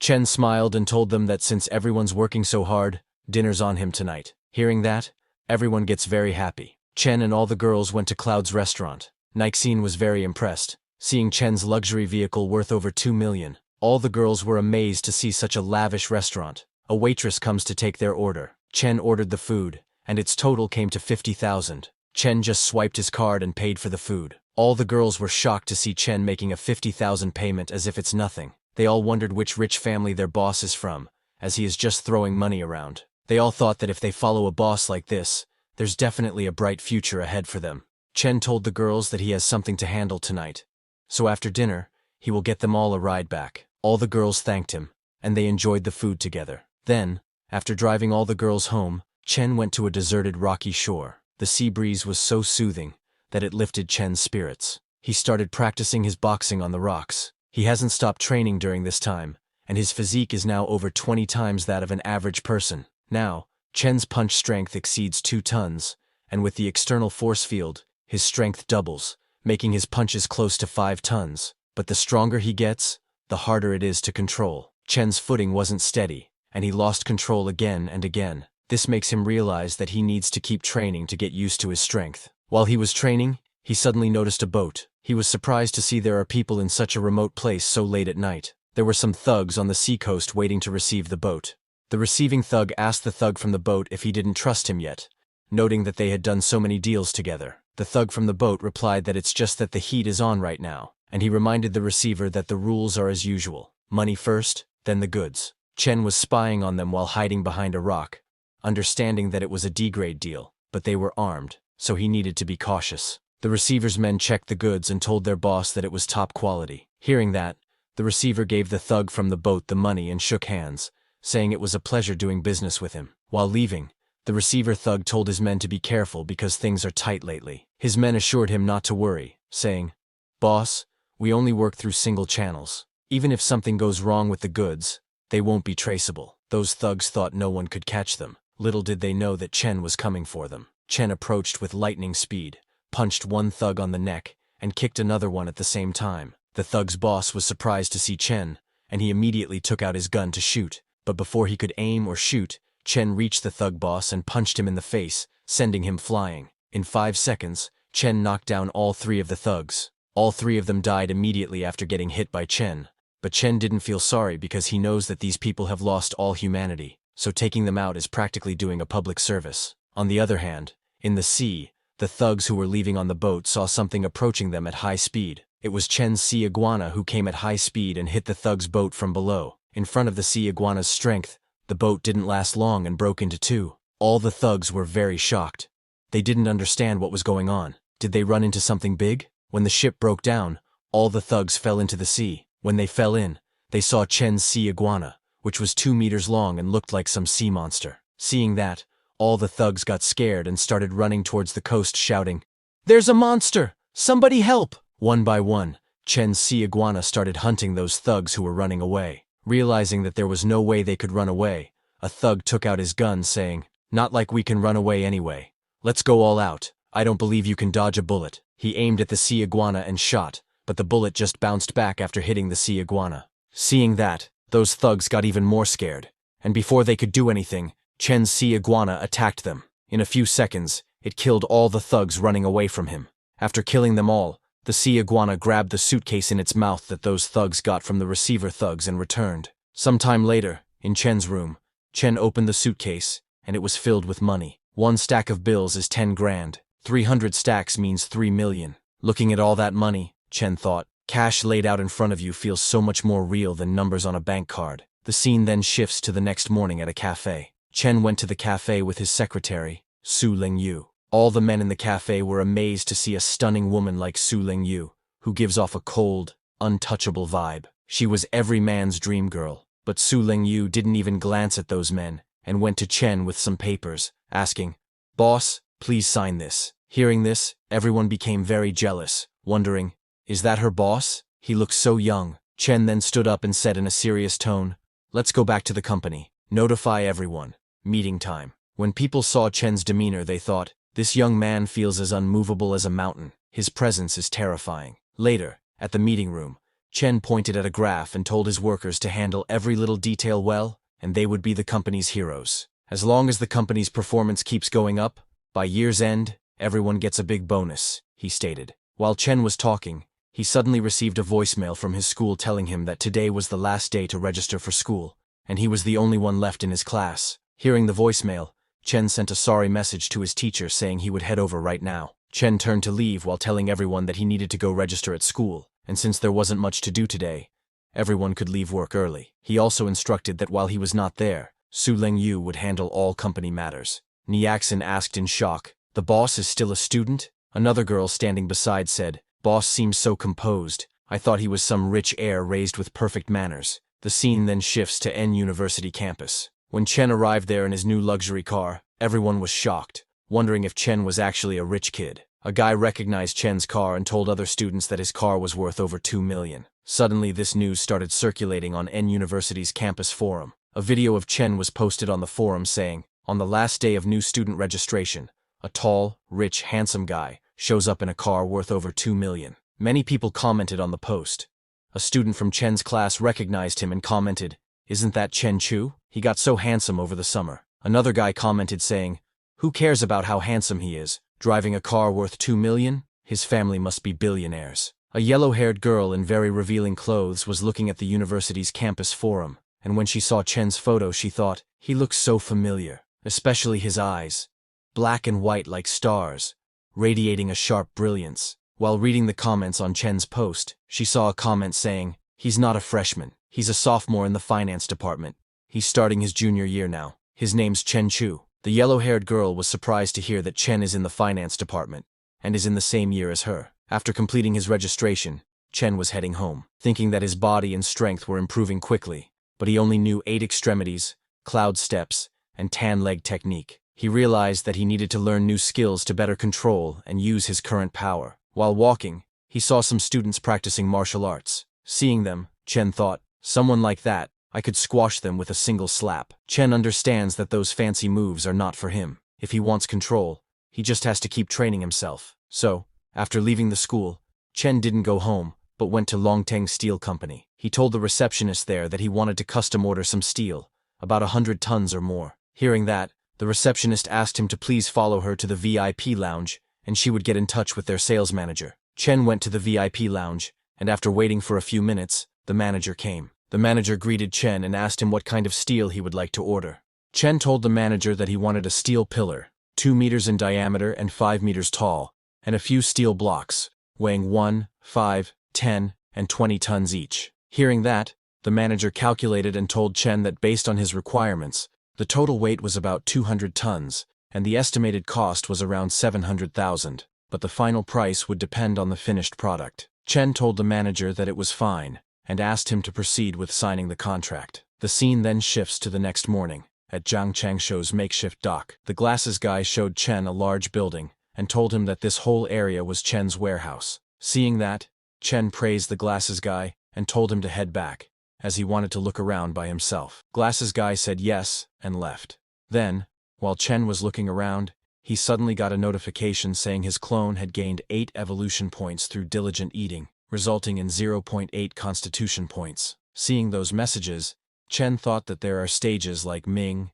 Dark, Transformation, and Beyond Transformation, and he hadn't even reached the transformation stage yet. He still had a long way to go. He looked in the warehouse and thought that once the steel pillar was set up in the warehouse, it would be his training ground. The maximum evolution points per day are 100, so Chen needed at least 1 more day to evolve his sea iguana. Thinking that, Chen said, compared to the giant lizard's progress, my body is still way too slow. On the other hand, police arrived at the scene where Chen killed those thugs last night. A policeman recognized the receiver thug as Luo Hao, known as Big Boss Luo in the underworld, who owns a bar and commands over a dozen lackeys. His right hand was almost severed by a blunt weapon wielded with incredible force, barely hanging by a thread of skin. Lying beside Luo Hao was Iron Lao Chi, whose chest was hit with immense force, crushing his organs and killing him on the spot. The police concluded that all three men were killed within a minute by the same person. They understood that the strength and speed of this individual were insane. They all were wondering who could pull off something like this. While the police captain was checking the bodies on the seacoast, he suddenly got a wireless message telling him that they had found another body at sea. At the same time, in Tianlin Maritime Company, Chen was taking a rest on the massage chair. Secretary Su Lengyu came in and told Chen that the company has no work every day and everyone's just playing around. She asked Chen if they shouldn't hand out some flyers or something. Chen told her there was no need, saying, "Business is like fishing, wait for the fish to bite." Hearing Chen's words, Su Lengyu thought, "Even though you're a rich kid, boss, won't we go bankrupt like this? You want to wait for the fish to bite, but if we don't advertise, how will anyone come to us?" While she was thinking that, suddenly Niaxin came into Chen's office and said, "Boss, someone's here to see you. They say they've got a business deal to discuss." Hearing Niaxin, Su Lengyu was shocked. She could not believe that someone really did come to deliver money after all. After a few minutes, Niaxin led a man in a white suit into the meeting room. As the man entered, he asked for Zhang Lauda, the previous boss of the company. Chen informed the man in the white suit that Zhang Lauda and his people were now under his leadership. Hearing this, the man complimented Chen on managing to get Zhang Lauda on his side. The man then introduced himself as Wang Tianhua. Chen called him Boss Wang and invited him to sit down and talk. Once they were all seated, Su Lengyu offered, "Boss, I'll make some tea for you all." Chen nodded his approval, and then they got down to business. Wang revealed to Chen that he had a centuries-old sunken ship worth at least tens of millions. He asked Chen what he thought, and if he could make it happen. Confidently, Chen questioned Wang about how he planned to split the profits once they recovered the goods. Wang stated that since he provided the map, he would take 70%, and Chen would get 30%, as that was the going rate even with international teams. Upon hearing this, Chen suggested Wang find an international team instead. Surprised but not angered, Wang asked Chen for his suggestion. Chen firmly proposed a 50-50 split, adding, "Otherwise, forget it." Wang, knowing that private salvage was nearly impossible under strict current laws, and that Chen was his only shot, paused to think. Finally, he turned to Chen and asked if he was sure he could manage the recovery. Chen, with confidence, assured him, "With guys like Zhang Lauda under me, if you're not reassured, you can come along and see for yourself." Wang agreed, and extended his hand. 50-50 it is then. Pleasure working with you." Chen shook his hand and responded, "The pleasure is mine." Meanwhile, at police headquarters, the police captain was investigating bodies found in the sea and its coastal area. He was shocked to see such exaggerated claw marks on the corpses, and couldn't fathom what kind of creature could have claws that big. He logged into the confidential internal dialogue system, having already reported the multiple deaths suspected to be caused by a beast attack to his superiors. He also attached a confidential file, and finally received a reply saying professionals would investigate the case. Back at Chen's company, the huge iron pillar Chen had ordered arrived. Su Lengyu, surprised by the size of the pillar, asked Chen what it was for. Chen explained that it was a sea-calming pillar, buried at the pier to stabilize the waters and hold back the sea dragon kings.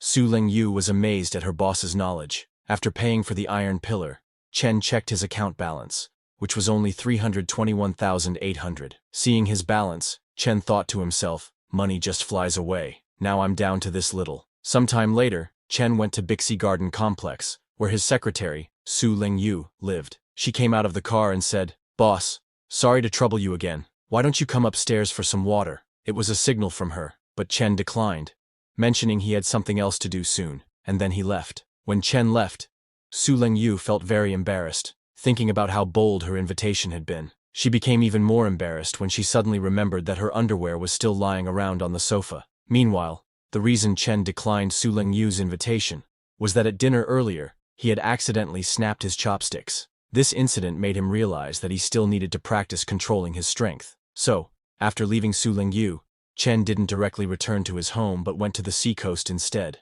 There, he practiced his boxing by punching rocks again. While practicing on the rocks, Chen realized that he needed to achieve perfect mastery to fully utilize his powers. He then released his internal energy, and saw that his aura shield could now cover up to 30 meters. He could sense every movement of the wind and grass around him. 3 days later, in the deep sea, Chen was connected to his sea iguana, which was eating a red-eyed fish. The red-eyed fish are mutated, and when the sea iguana ate it, it gained 210 evolution points and 21 constitution points. After it finished eating, it followed Wang Tianhua's ship. When Chen noticed that Wang's ship was slowing down, he understood that they must be close. When the ship stopped completely, Chen called out, "Boss Wang, my other crew has already arrived. When do we start?"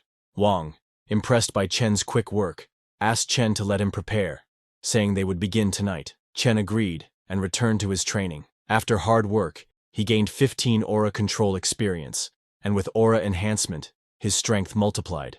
At night, Wang called Chen, saying he didn't see Chen's other crew yet. Chen told Wang that they were already underwater and asked him to just give the location. Wang was surprised and said, "That's impressive," then told Chen that the location was 200 meters to the left of his ship, about 700 to 800 meters deep.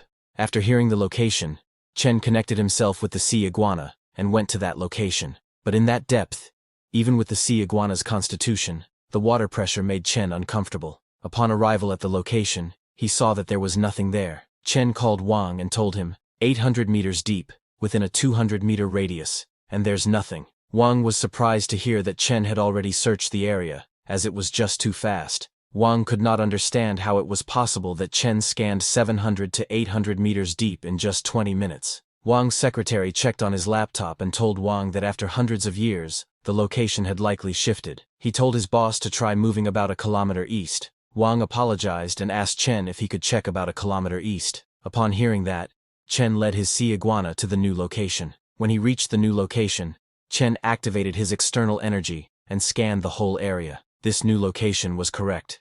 There really was a centuries-old sunken ship. Chen smiled, seeing the ship because he was going to get rich. He loaded the loot from that ship onto the ladder, and Wang's men pulled it out. Wang's secretary checked and told Wang that 8 pieces were broken and 3 were intact, estimating the value at about 30 million, but if sold privately, they could get another 20 million. Wang, who was on the call with Chen, smiled hearing that and said, "Did you hear that, buddy? That's about the situation." Chen told Wang that the rest was up to him. He just needed to collect the money. Then, a few days later, Wang returned with the money. He told Chen that the loot totaled over 23 million. They each got 11.5 million. He asked Chen to count it if he would like. Chen told him there was no need.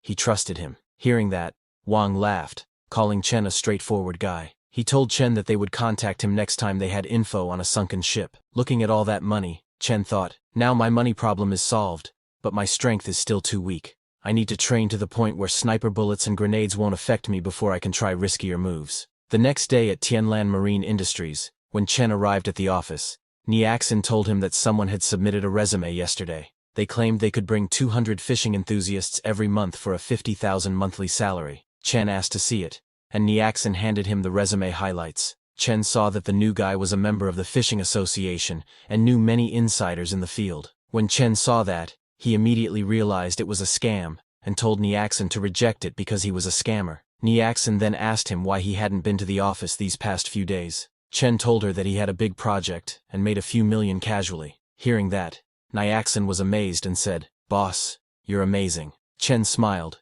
and reminded Niaxin that he had said he would treat all of them after this project, so tonight, he would take her to Yunshang Tianwai to relax. Hearing that, Niaxin jumped in happiness. Another girl standing behind thought, "Working here is awesome. Easy work, good pay, and the boss always treats us. Not like my friend's company, where the manager even tried to hit on her." She wondered if she would agree or not if the boss tried to hit on her. That night, Chen took all of them to Yunshang Tianwai restaurant. While eating, Niaxin told Chen she didn't know sea fishing was so profitable. Just a few days of fishing trips, and it's millions. Chen told her that he got lucky and caught a bluefin tuna, one fish worth hundreds of thousands. While Chen was relaxing with the girls, a man approached him and asked if he was Mr. Chen, the owner of Tianlan Marine Industries. The man greeted Chen and introduced himself as Li Tianrui, the deputy general manager of Tianhong Group, and also a friend of Wang Tianhua. Chen was a little surprised by his sudden approach. Manager Li said that he wanted to go fishing in the sea, and asked Chen if he was interested in cooperating. Chen told Manager Li that as long as it's profitable, he is interested. He asked Manager Li to come to his company tomorrow, and they would talk there. Su Lingyu gave Manager Li a card, saying, "This is our boss's business card." Manager Li took the card and told Chen that he would see them tomorrow. Looking at Manager Li, a girl commented that she didn't expect him to be so young. Niaxin asked her if this group is really big. That girl told Niaxin that their chairman is worth tens of billions, even richer than the richest man in N City.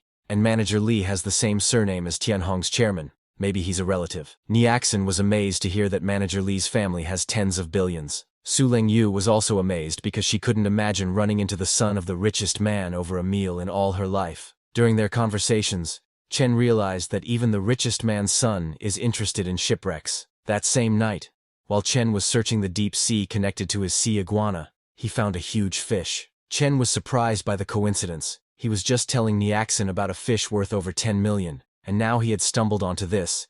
And not just one, but two of them. A few minutes later, Chen's sea iguana ate one fish and took the other one to the warehouse. Chen and his giant sea iguana looked at the fish and thought, a fish worth over 10 million, and its meat doesn't even taste that special. But I know this isn't just a fish. It's practically money swimming in water. Now I just need to find a buyer and sell it off. The next day, while Chen was training his boxing while holding the 2-ton dumbbells, he suddenly got a call from Su Lingyu. She told Chen that young Master Li had been waiting for him at the office for quite a while. Chen said all right and told her that he would head over now. A few minutes later, Chen arrived at Tianlan Marine Company. When the meeting started, Manager Li told Chen he had got the exact location of a shipwreck. Chen asked Manager Li that with the wealth of Tianhong Group, is young Master Li also interested in shipwrecks? Manager Li told Chen that no one ever thinks they have too much money. Then, after discussing the location and loot price, Chen told Manager Li they would split it 50-50 after the goods arrive. Manager Li agreed, saying it's no problem. From the look on Manager Li's face and how easily he agreed, Chen immediately realized that he's not just after the treasure on board, but decided not to say anything. Chen changed the topic and asked Manager Li if he knew anyone who runs high-end seafood restaurants because he had got a 4-meter bluefin tuna. Hearing that, Manager Li was impressed that even bluefin tuna was within Chen's reach. Manager Li took out his phone and told Chen that actually, he did know someone who owns a seafood restaurant. He asked Chen to let's grab lunch from there, and he will also introduce them. Then, after meeting with the seafood restaurant owner, Chen went to his warehouse. The restaurant owner came out of the car and ran into the warehouse to check the fish. Chen smiled and asked him not to rush, saying, "The fish is right there. It's not going anywhere." A worker checks the fish and told the restaurant owner that the fish's quality is perfect. Every aspect meets A-grade standards.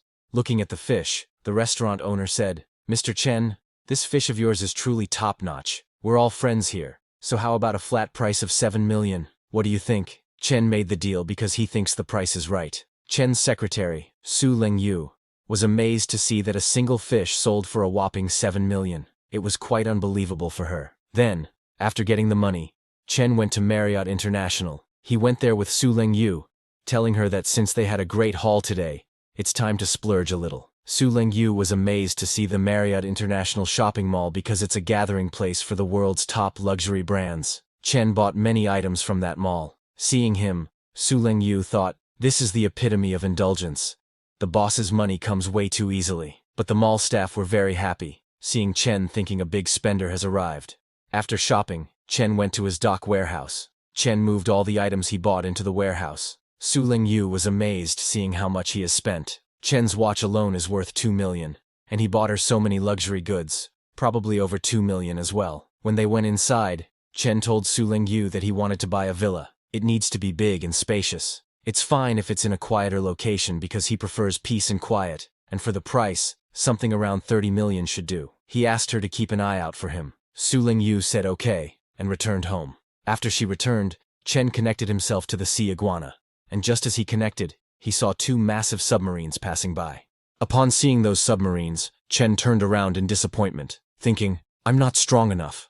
Otherwise, I would tear those 2 submarines apart. While roaming around, Chen saw a sea cave in the deep sea, and also noticed some huge claw marks at the entrance of the cave. Chen immediately realized that there was something dangerous down below, and decided to leave it untouched, thinking there was no need to take unnecessary risks. The creature inside the sea cave, a giant crab, noticed Chen's sea iguana, and came out of the cave and attacked it. Seeing it attacking, Chen moved with speed to dodge, telling it not to think he was easy to mess with. Chen dodged the sea crab's attack, but after seeing its attack power, he realized it was much stronger than the mutated ribbonfish. The crab started attacking the sea iguana with all its claws, but the sea iguana moved very fast and dodged every attack. The force that the monster unleashed was over 10 tons. Now it was Chen's turn to attack. He dodged all the crab's claws, and while using his internal energy with full force, hit the crab's main body. The crab died immediately after getting hit. Looking at its huge body, Chen thought,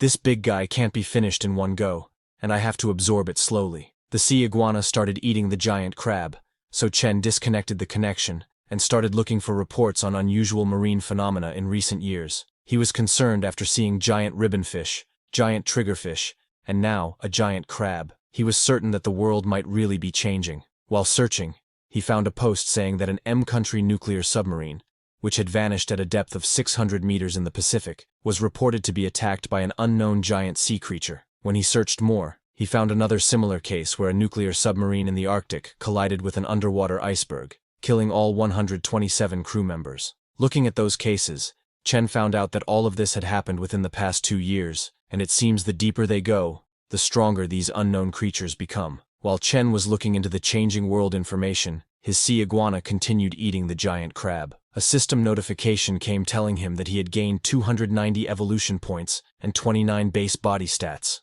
After eating, Chen noticed that his sea iguana's body had now grown to 18 meters. Not only that, Chen's physical stats had also increased by over 100 points. His bone structure, muscle strength, and everything had reached an entirely new level. Now, when he practiced his boxing on the iron pillar, he found that even punching an iron pole didn't hurt anymore. Looking at his newfound power and strong body, Chen realized that now not even a handgun could do more than scratch his skin, and with his natural armor and reaction speed, ordinary bullets wouldn't even leave a dent on him. The next day, Chen went to the Manhwa bookstore to get some books.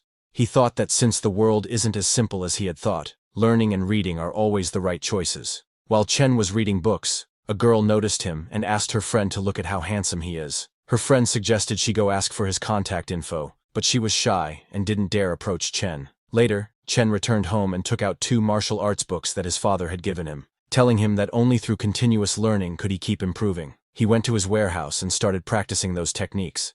After practicing for a while, Chen realized that Bajiquan and Xingyiquan seem simple, but mastering them is no easy task. While he was practicing, he suddenly received a call from Manager Li. When Chen picked up the call, Manager Li told him that they had arrived. Chen said all right, and told Manager Li to send him his location, and his people would be underwater in half a day. A little later, Chen connected his mind to his sea iguana and went to the location Manager Li gave him. When he arrived, he saw gold in a box. Chen called and told Manager Li that they had found gold and some shattered porcelain. When Manager Li heard that, he asked Chen if they saw a special box. He told Chen that as long as he could find that box, everything else on the shipwreck was his. Chen said all right and told Manager Li he would ask around. Chen first took the gold, as just that gold alone was worth over 20 million. As for the special box, after looking around for a few minutes, Chen also found a small box, which looked completely different from the others. But when Chen looked inside that box,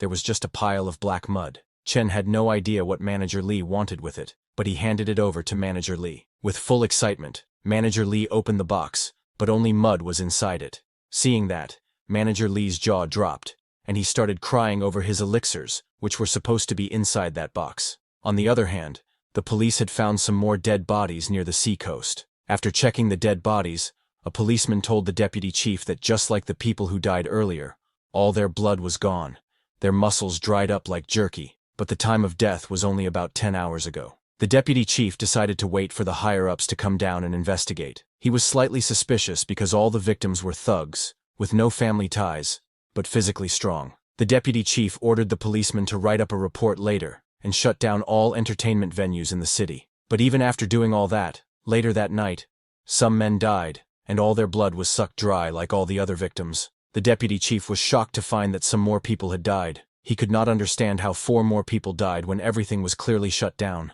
Days passed, and this continued happening. On the other hand, Chen continued his training in the warehouse. After a few days of training, he made great progress in both Bajiquan and Xingyiquan. After Chen learned those techniques, he received a system notification saying, "You have comprehended a new martial art technique. Please name it." Chen decided to call it Explosive Fist, because it combines Bajiquan's 8 extreme stance and Xingyiquan's half-step Bengquan. It's 1 step, 1 explosion. Fists like cannonballs. Meanwhile, a fishing boat was deep-sea fishing. The owner of the ship was very happy because he finally caught the fish after chasing the school for so long. However, he was very cautious because the investment this time was huge, and just 1 fishing net costs millions, so he couldn't afford any mistakes. Suddenly, alarms started ringing. A worker told the owner that there was a hole in the middle of the net, and the fish were escaping. Shocked to hear that, the owner asked the worker to pull the net up quickly. A few minutes later, the worker told the owner that their detector shows nothing, but the net wouldn't budge. The reason the net had a hole and would not budge was because Chen's sea iguana was inside it. With a single bite, the sea iguana takes dozens of fish at once. Chen was connected to the sea iguana and was very satisfied with this delivered feast. He was not worried at all because he knows that with his water affinity, those sonar detectors can't detect him at all. After eating hundreds of fishes, Chen said, "It's time to head home now that I'm full." The sea iguana left, and the owner retrieved the fishing net, but was shocked to see a huge hole in his fishing net. He started crying, wondering why all his fishing nets are broken and his fish are gone. He could not understand what kind of monster or divine being could be behind this. That same evening, while Chen was resting on the dockside, he got a message call from Manager Lee. When Chen picked up the call, Manager Lee told Chen that he is heading back to N City, and to show his gratitude, he will take Chen to a great place tonight. Chen laughs and said, "If young Master Lee invites me, I've got to check it out." Then at night, Chen went to Mengluo Elegant Pavilion with Manager Lee. A very beautiful girl in traditional Chinese clothes welcomed them to the Mengluo Elegant Pavilion. Manager Lee enters and asks the girl if anyone booked the Yunxiao Hall. The girl smiles and told Manager Lee that it's always reserved for him. The Yunxiao Hall he was speaking about was a very luxurious hall where many beauties were present to serve Chen and Manager Lee. Some were dancing for them, and some were standing beside to fulfill all their needs. Seeing the atmosphere of the Yunxiao Hall, Chen thought, no wonder the king neglects his duties. There's a reason. Places like this are perfect for soaking in the atmosphere. Then after indulging, Chen left the Mengluo Elegant Pavilion and went home in his car, but with high speed. Someone was following him. Chen's internal energy activated, and with that, Chen realized that something was following him. The person's aura was making him uncomfortable. It felt like the night Chen was being stalked by that giant lizard. Chen smiles, wondering if it's a monster or a ghost. This was very exciting for Chen, as it had been a while since Chen stretched his legs. But while Chen was driving, suddenly a couple driving in their luxury car called and asked Chen if he wanted to spar. Seeing them, Chen got annoyed because if there were many people, maybe the one following Chen might stop. So, to leave them behind, Chen sped up his car and then made a scary turn towards the seacoast. Seeing Chen's insane turn, the couple stopped their car, wondering if he was trying to kill himself. Meanwhile, after leaving that couple behind, Chen still didn't slow down and continued towards the seacoast. At Chen's speed, even the fastest car couldn't keep up, but Chen was surprised to see that the one following him was still sticking close. This made him realize that it's no weakling. When Chen reached a secluded part of the seaside, he stopped the car. Exiting the car, Chen called out to the person following him saying, "I'm not a bad guy. You can come out." Hearing this, a girl hiding behind a tree stepped out. She was the same girl who had welcomed Chen and Manager Lee into the hotel. She smiled and said, "What a funny way to talk, big brother. I was just bathing by the sea, and someone took my clothes. Could you grab me something to wear?" Hearing that, Chen responded, "You want clothes? I'll get some for you right now." Saying that, he charged towards the girl, and using his full power he punched her in the face. But what Chen saw behind the tree shocked him. The girl turned into fog, and when the fog cleared, a very scary-looking female monster appeared. After seeing Chen's strong and rich life force, she immediately attacked him, saying, "I really want to eat you." Surprised by the sudden attack, Chen backed off and asked the monster what she was. The monster told Chen that it was human too, but just a more perfect version. She laughed and told Chen that eating him was like eating hundreds of healthy, energetic people, enough to help her complete the first stage of evolution. This monster could also use internal energy like Chen, and attacked him with it, but Chen jumped and dodged all her attacks. He then moved very fast and got behind the monster saying, "You want to eat me? Let's see if you've got what it takes." The monster was surprised by Chen's speed, but had no idea what was coming next.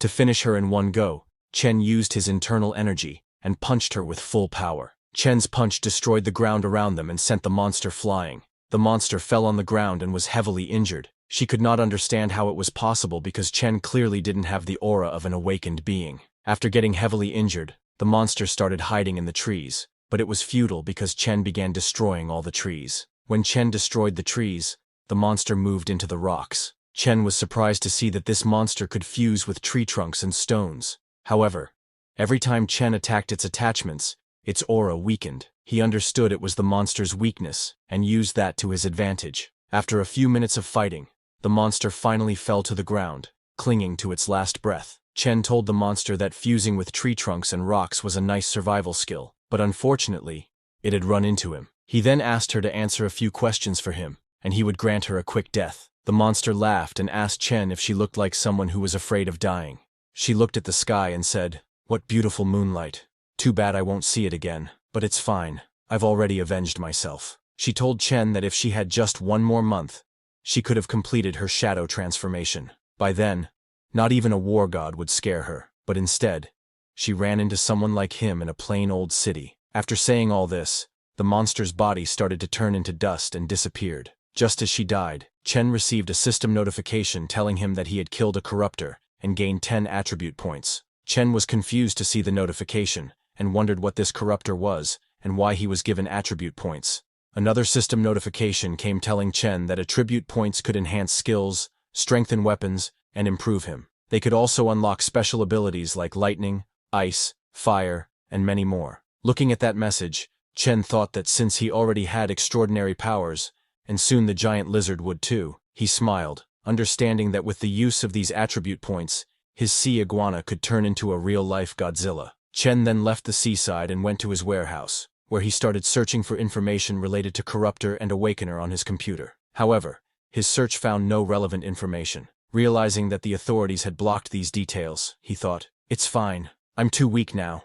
But when I become stronger, I will explore that world again. Maybe after my physique goes above 10,000, then no one could stop me." While he was thinking this, suddenly a system notification came asking Chen to please choose an element to enhance. He could choose from wind, fire, water, earth, lightning, light, or dark, and as his current physique was insufficient, only a basic element could be strengthened. Seeing that notification, Chen immediately chose lightning to enhance as he had decided beforehand. When Chen used attribute points to enhance his extraordinary abilities, he acquired lightning mastery and 1 mental stat. After acquiring the lightning mastery, Chen immediately checked it, but could only create small thunder between his fingers. It was a beginner version of lightning powers, but even with that, Chen was happy and took it. Chen immediately checked his status window. Currently, he is level 1 with 465 physique and 57 mental control points.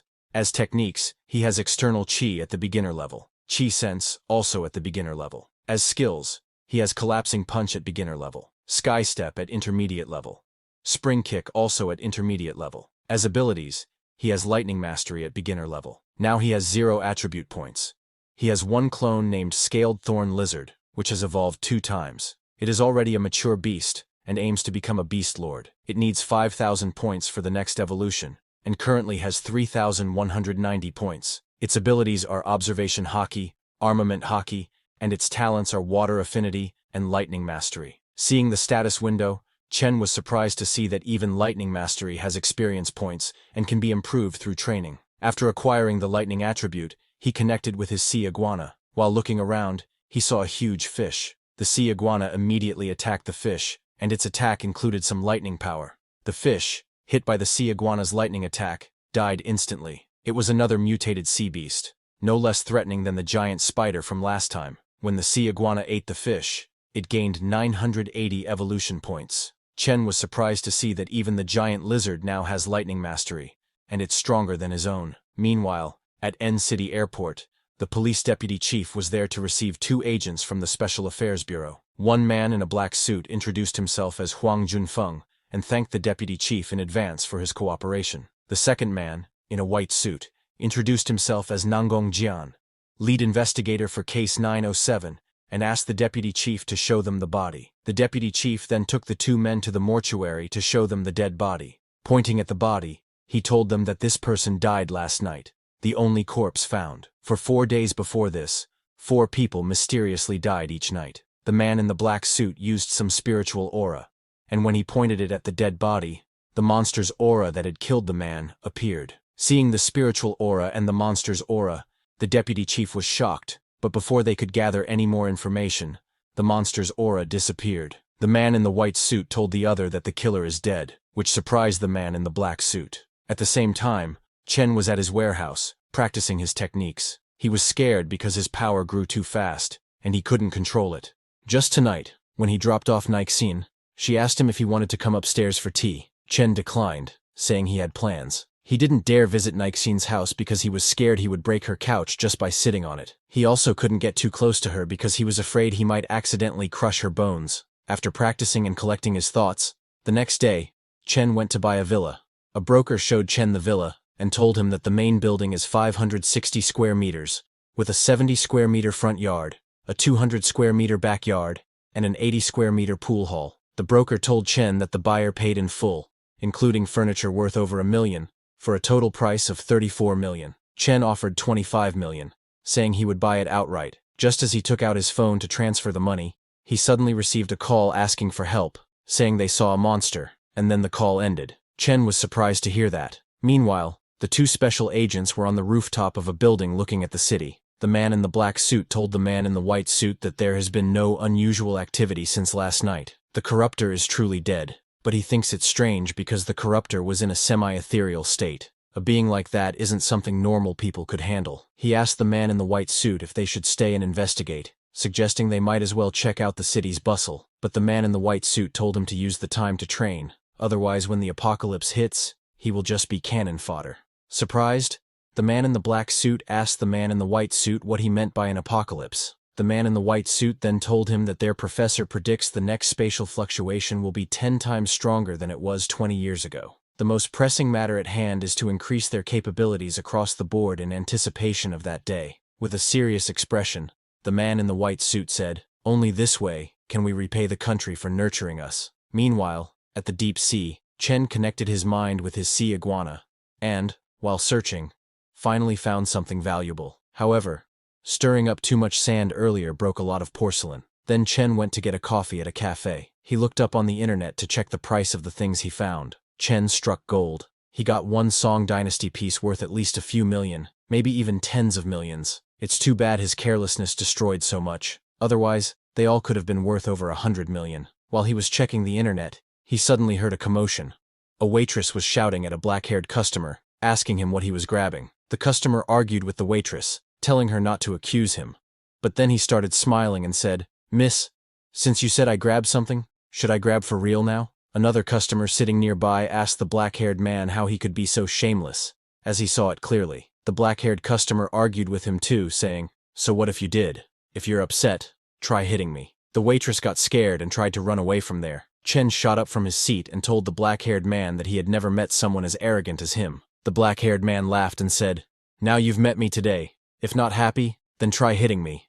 The black-haired man challenged Chen, shouting, "Do you dare to come and hit me?" He laughed, calling Chen another hot-blooded youngster who only knows how to talk. This made Chen very angry. While walking towards the man, he asked the waitress if their store had surveillance cameras. Hearing Chen, the waitress understood what he meant and immediately disconnected the surveillance camera's power. After that, she told Chen that the cameras were broken. Chen smiled because now there would be no evidence. Seeing the waitress pull out the camera's power plug, the black-haired man got scared, realizing that he had messed up. Chen moved towards the black-haired man and slapped him so hard that with just one slap, the man fell to the ground and lost consciousness. After slapping the man, Chen smirked, saying, "In this day and age, someone actually wants to get beaten up. How ridiculous." Chen then left the coffee shop and returned to the warehouse. While lying on the sofa, he practiced his new lightning ability. After a few minutes, a system notification came, telling Chen that his thunder control experience had increased by 10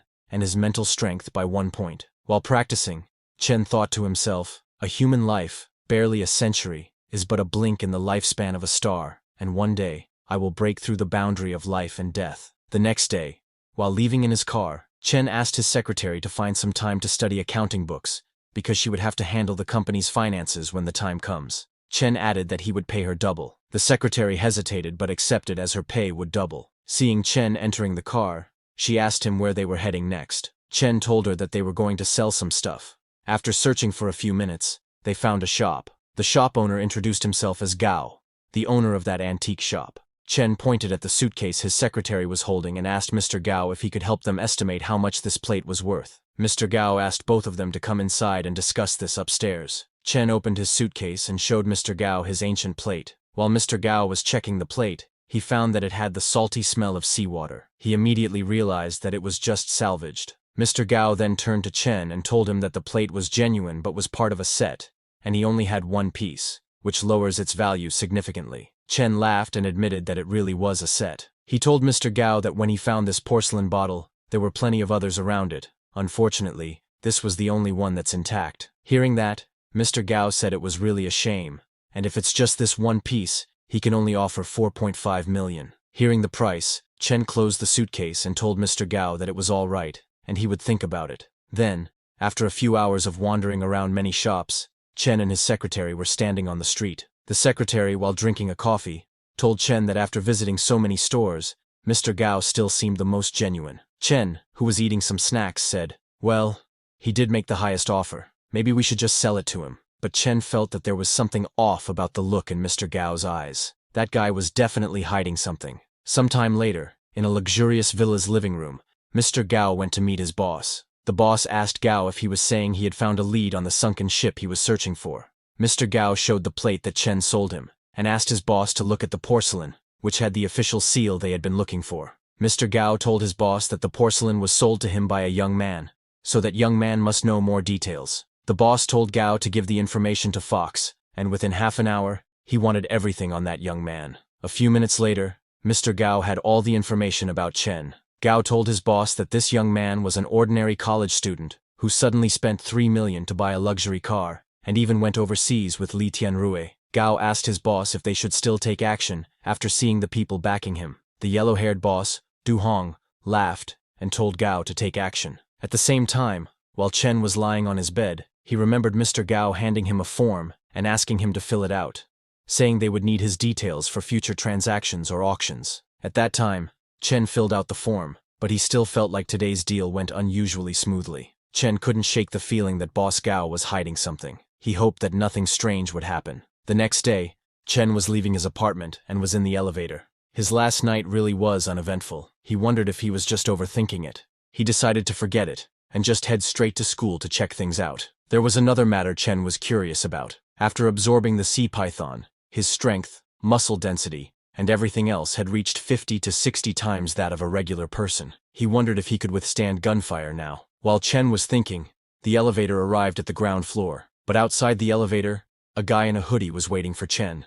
Just as Chen came out of the elevator, the thug grabbed Chen from behind and told him not to move or make a sound. He asked Chen to come with him. The thug had a gun pointed at Chen's back, so Chen decided to go with the thug. The thug took Chen into a car where his other partner was waiting. The thugs kidnapped Chen and headed to their base. While Chen was in their car, he acted scared and asked the thugs where exactly they were taking him because he didn't recall ever offending them. The thug who was driving told Chen that they were taking him to meet someone and asked him not to try anything. The thugs took Chen to an abandoned warehouse where many other thugs and their boss were waiting for him. The thugs told their boss that they had brought the guy. Hearing that, the thug boss looked at Chen angrily, shouting, "Let me see what kind of guy kept me waiting all night." After seeing the thug boss's face, Chen's attitude shifted from scared to his original calm self. With a smile he asked, "Why is it just you guys?" Seeing Chen like that, all the thugs became alert. The thugs who kidnapped him were confused because he had been so scared earlier, but now he was suddenly calm. Chen's calmness was unnerving.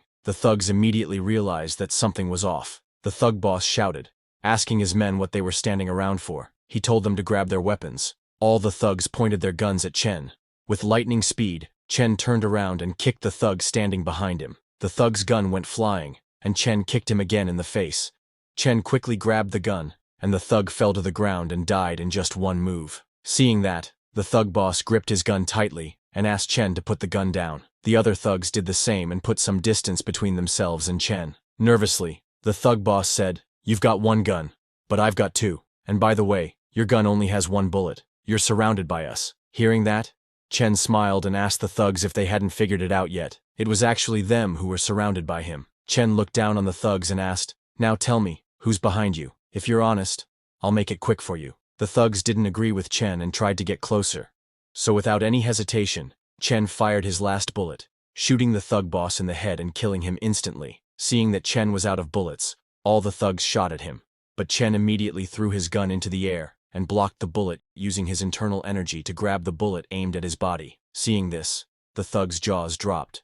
They were all shocked and scared, thinking he was a monster. After catching the bullet, Chen himself was amazed at how powerful he had become. After that, Chen began a one-sided beating of the thugs, leaving only one alive to get information. He asked the surviving thug who had sent them after him. The dying thug told Chen that it was the director of Longhua Group, Chang Du-hong, who also owned the shop on Guan Street and lived at Guanshan Villa, number 3. Just as the thug disclosed this, the thug boss's phone started ringing. Chen picked up the thug boss's phone and answered the call, saying, "You're Du-hong, right? I'm Chen Chu. See you tonight." Hearing Chen's warning, Mr. Gao got a little scared and told his boss Du-hong that Chen was dangerous. Boss Du-hong told Gao to get ready, saying, "Let's see if this kid dares to come here." Meanwhile, Chen, having Du-hong's address, ran all the way to Du-hong's house. Chen was so fast that even a car traveling at 120 meters per second could not match his speed. Meanwhile, security at Du-hong's villa increased, with many bodyguards with guns patrolling and guarding the entire villa,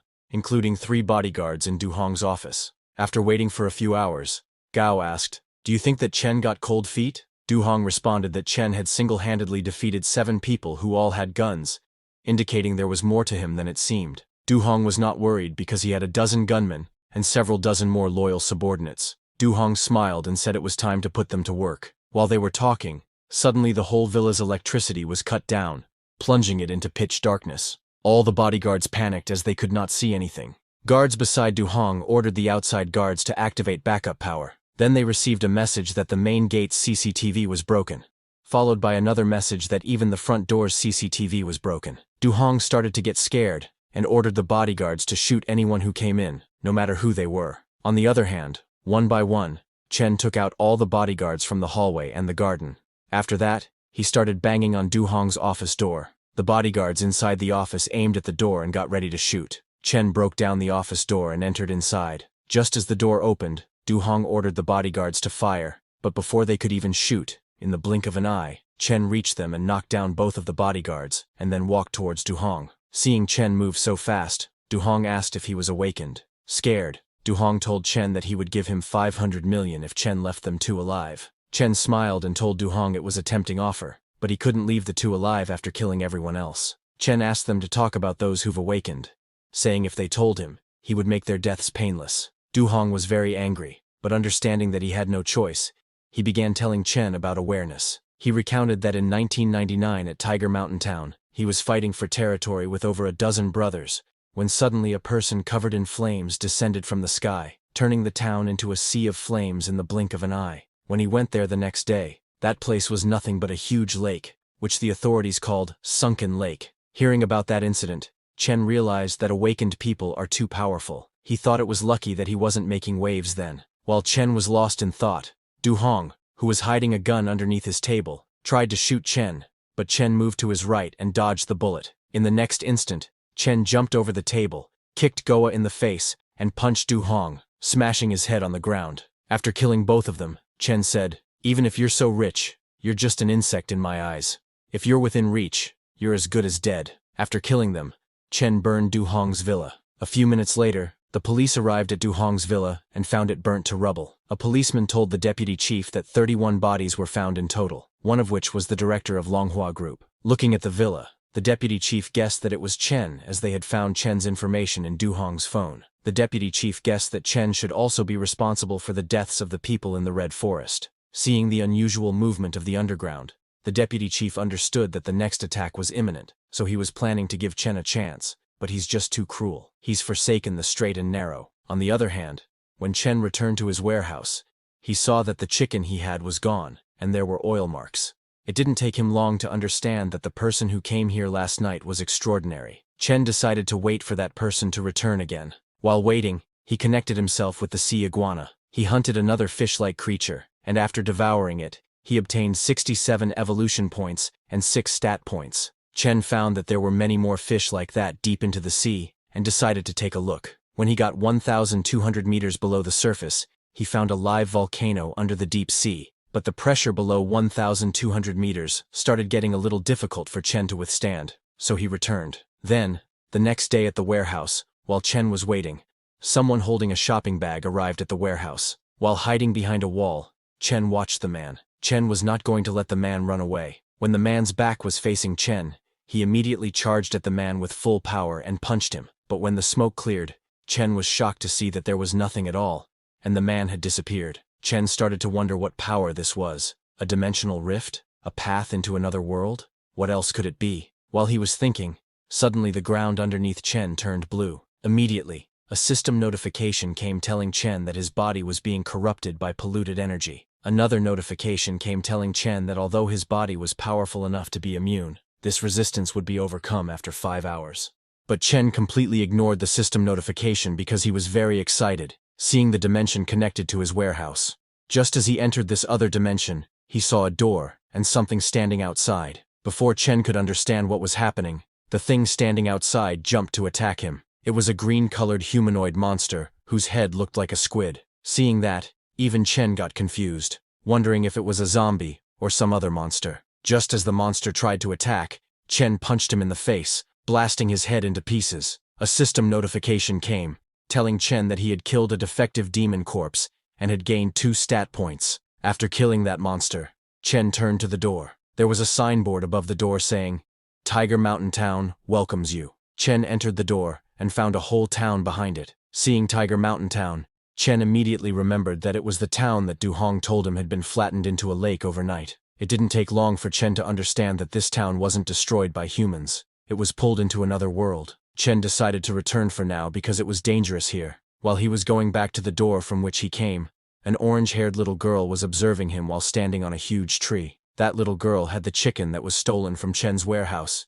She started eating that chicken in a hurry. On the other hand, while Chen was returning, he used those 2 points that he got after killing that monster to strengthen his electric powers. A system notification came, telling him that his stat points had been used to strengthen his ability to control electricity. His experience had increased by 20, and his spirit by 2. When Chen returned to his world, he checked the information about Tiger Mountain Town on the internet. He found out that Tiger Mountain Town had sunk and 30,000 people had disappeared. Chen was shocked to find that over 30,000 people disappeared with the town. He thought that if they all became monsters, he couldn't imagine how many stat points there would be. He took out his phone and called Manager Lee, asking if he could help Chen check where the displaced people from Tiger Mountain Town are now. Manager Lee told Chen that he would check tomorrow about Tiger Mountain Town. The next day, Chen went to the steel company, where he ordered his huge pillar and dumbbells. He asked the steel company manager to make him a small steel house and a large knife to decorate it. The knife must be 2 meters long, thick, durable, and sharp. The manager was shocked to hear about the 2-meter-long knife, and told Chen that this might be difficult, because there are regulations on the production of knives. Chen laughed, and asked the manager if he thought anyone would carry a 60-kilogram knife, run around, and cause chaos. Left with no choice, the steel company manager agreed. Chen ordered this knife, thinking that since demon corpses are strange beings, what if he gets infected? While he was thinking that, it suddenly struck him that besides a knife and metal house, he might as well get a set of armor.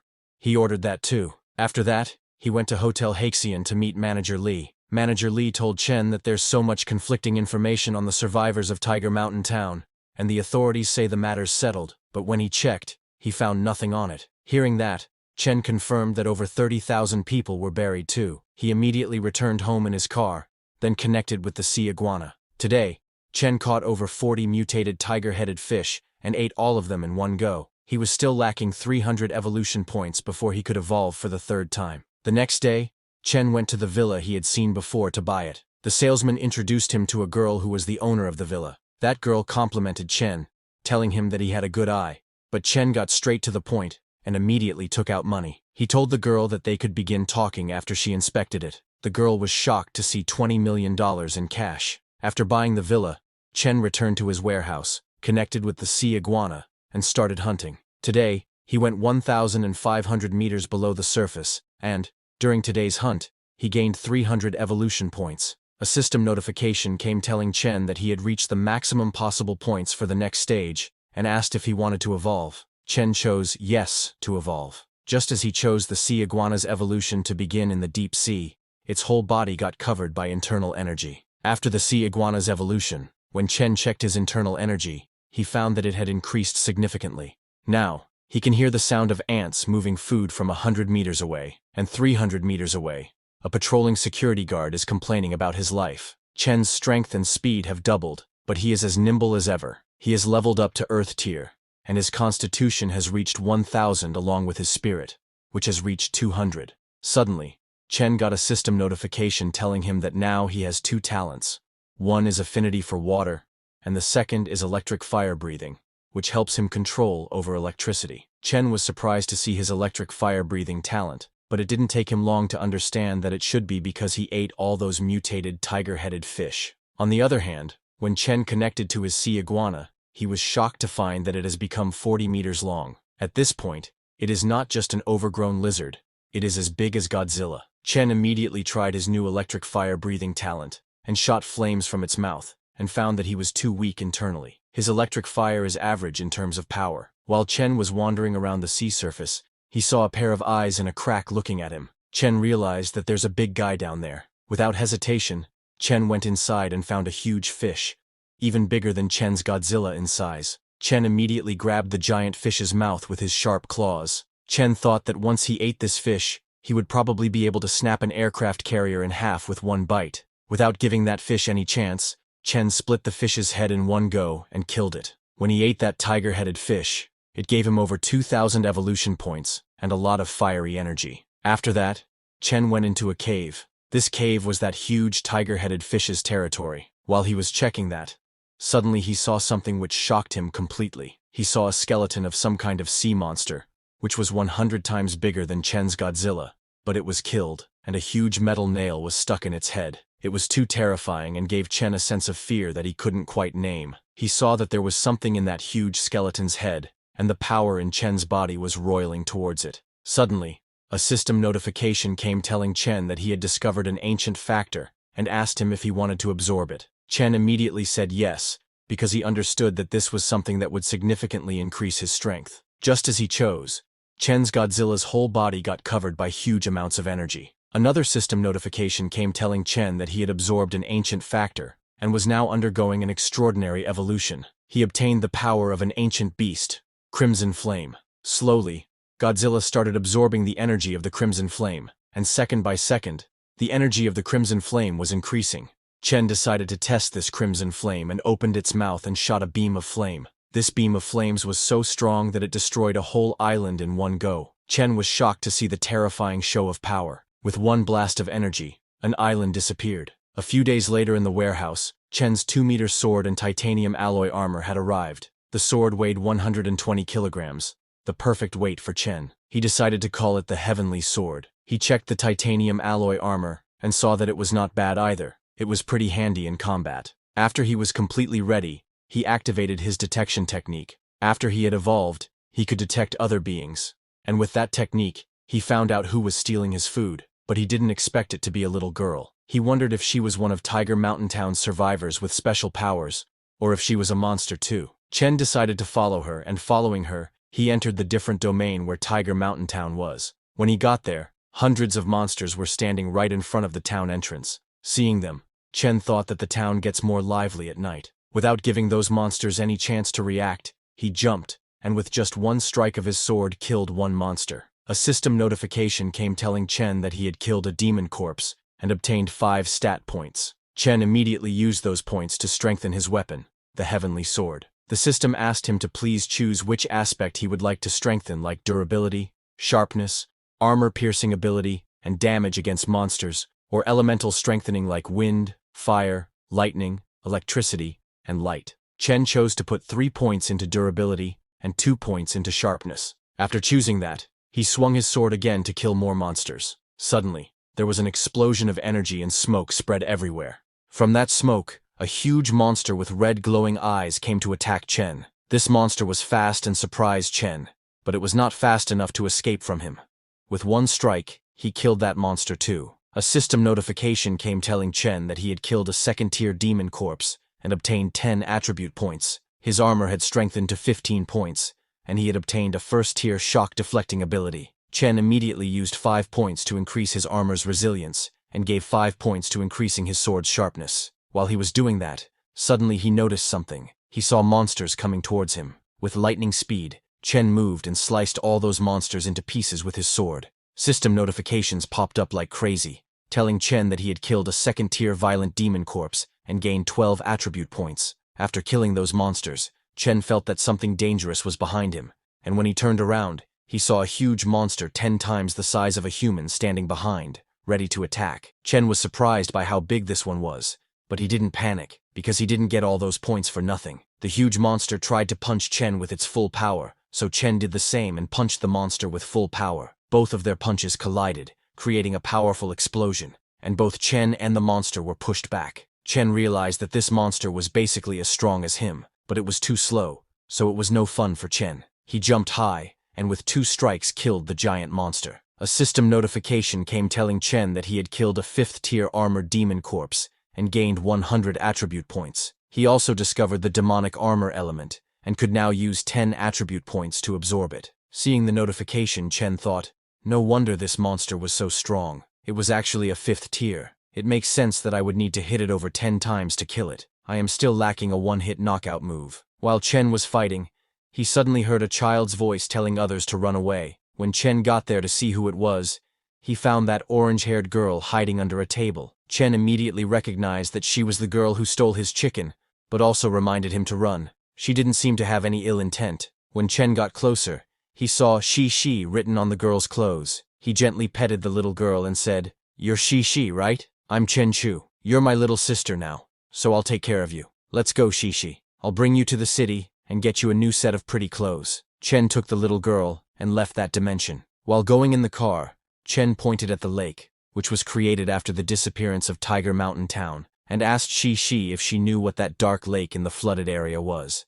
Shi, not knowing how to talk properly, somehow told Chen that it's the Black Tide. She didn't know what's there, but it's dangerous. Hearing that it's dangerous, Chen did not dig deeper. He went to a shopping mall and bought many beautiful clothes for Shi. He then returned to his villa and gave Shi food to eat. Seeing the food, Shi became very happy and immediately ran to eat it. Chen then checked his status window. He was still level with 1000 physique and 200 mental control. His acquired techniques were external QI at beginner level and QI sense also at beginner level. His acquired skills were collapsing punch at beginner level, sky step at intermediate level, and spring kick also at intermediate level. His acquired abilities were lightning mastery at beginner level and crimson flame at beginner level. He currently had 80 attribute points. He had 1 clone, a scaled thorn lizard which had evolved 3 times. It's a beast lord that has ancient origins. It has 2,400 evolution value and needs 10,000 points to evolve. Looking at his status window, Chen thought that when he was fighting, he was completely covered, which suppressed his internal energy. But even then, he was able to show an explosion of strength, which could be a guaranteed kill. So with the 80 attribute points left, he decided to use them to strengthen his armor. Now that Chen had removed his armor, he tried using his internal energy and was shocked to find that he had broken past the intermediate level. He is now at least 3 times stronger than before. At the same time at Ning University, some students were gathered for a meeting. A guy with glasses told the others that the place where they are training sounds like it's at least lieutenant level. Another guy corrected him and told him that it's a 2nd lieutenant. A girl asked the glasses guy if he meant they had caught the eye of some secret department. Suddenly, another guy entered and told the girl that she was right. A special department had been established in the city. Once the training is over, successful participants will become lieutenants, but there will be various dangers. He also asked all the students if they wanted to join or give up. All the students replied in unison that they would join. On the other hand, at the warehouse, while training, Chen punched and created a hole in the iron pillar. His outer covering caused the Crimson Flame's power to coalesce inside him and then explode outwards.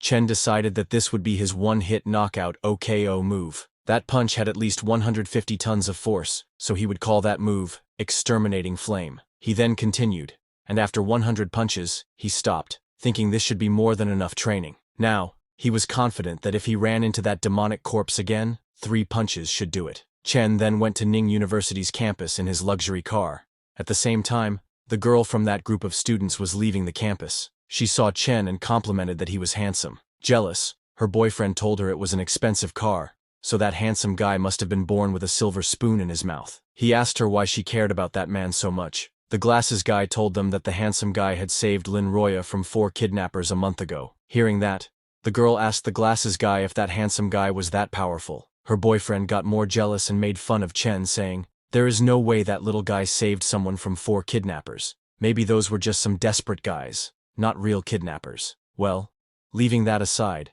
Chen went to his university's campus and played with Shi. After playing, they sat at a table to enjoy ice cream. While Shi was eating her ice cream, Chen connected to his Godzilla. Just as he connected, he saw a submarine right in front of his eyes. Chen scanned the submarine with his detection technique and found out that it was a yacht filled with bandits from Kangaroo Country, and that's why it was so small. It seemed like a good place for Chen to test his strength. In the submarine, the sonar detected a large life form 100 meters below rapidly approaching. They all panicked, seeing it moving towards them very fast. They were very scared because it was going to hit them, but they could not do anything against it. Chen's Godzilla scratched the outer layer of the submarine with its sharp claws. The 2 cabins at the back of the submarine were damaged and were leaking. Their sonar had been damaged as well. The captain of the submarine ordered his men to close the valves and stop the water from coming in, turn on the multi-beam bathymetry, set a destination, and get a picture of the surroundings. After a few minutes, a man told the captain that it was a huge creature around 40 meters long, even bigger than a blue whale. The captain was shocked, asking how something so big could exist since even blue whales are only 30 meters long. He ordered his men to close the back hatches and resurface. A man told the captain that the water ingress was severe, and that the huge monster was still attacking. Hearing that, the captain ordered them to fire the torpedoes and set the turbines to their maximum power and resurface as fast as possible. Seeing the torpedoes coming, Chen turned around and swam away. He reached a speed of 200 kilometers per hour. At this speed, the torpedoes wouldn't be able to catch up to him, but this show had just started. Chen then took a turn and headed towards the submarine, and the torpedoes followed him. He immediately hid behind the submarine, and the torpedoes, unable to change their direction so fast, collided with the submarine and exploded with a huge explosion. Seeing the power of the explosions, Chen realized that if he were directly hit, he would definitely be injured. This made him understand that he had to get even stronger. Then, after eating the ice cream, Chen went to his university's evening party. There, a yellow-haired girl was performing a traditional dance. A man standing beside Chen complimented the girl, saying she was one of the 4 beauties from all the new students, and that she danced as nimbly as a bird. When Chen saw the yellow-haired girl's face, he immediately recognized her as the girl he had saved on the road where she was lying and had been drugged. She, sitting in Chen's arms, complimented the girl, saying she was very pretty. Then, after her dance, the yellow-haired girl greeted all the audience and was about to leave. But before that, a brown-haired boy who was holding a bouquet climbed onto the stage and approached her. He proposed to the yellow-haired girl named Qian, saying he had fallen in love with her at first sight and asked her to be his girlfriend. The yellow-haired girl was surprised by the sudden proposal. Before she could say something, the whole audience started shouting, asking the brown-haired boy what he was talking about. They told the boy they didn't have so much free time and asked him to get off the stage. Some angry people commented, telling the boy that doing this was way too old-fashioned and he should stop embarrassing himself. Seeing the support from her audience, Qian stood up for herself and told the brown-haired boy that her audience wouldn't let her say yes, and she didn't like him anyway. After getting rejected, the boy got off the stage. A while later, when the whole program ended and Chen was returning home with Shi, he was stopped by Qian, asking him if he still remembered her. When Qian stopped him, people around were shocked to see that the school beauty was waiting for Chen. Qian ignored them and told Chen that last month he called the police and saved a girl who was drugged. Hearing that, Chen remembered that he did something like that, but he didn't remember that it was Qian. He asked Qian if there was an issue. Seeing that Chen didn't recognize her, Qian started thinking about what she should say, but Chen didn't wait for her and walked past her, telling her that if there's nothing, he would take his leave. He said goodbye to Qian and left from there.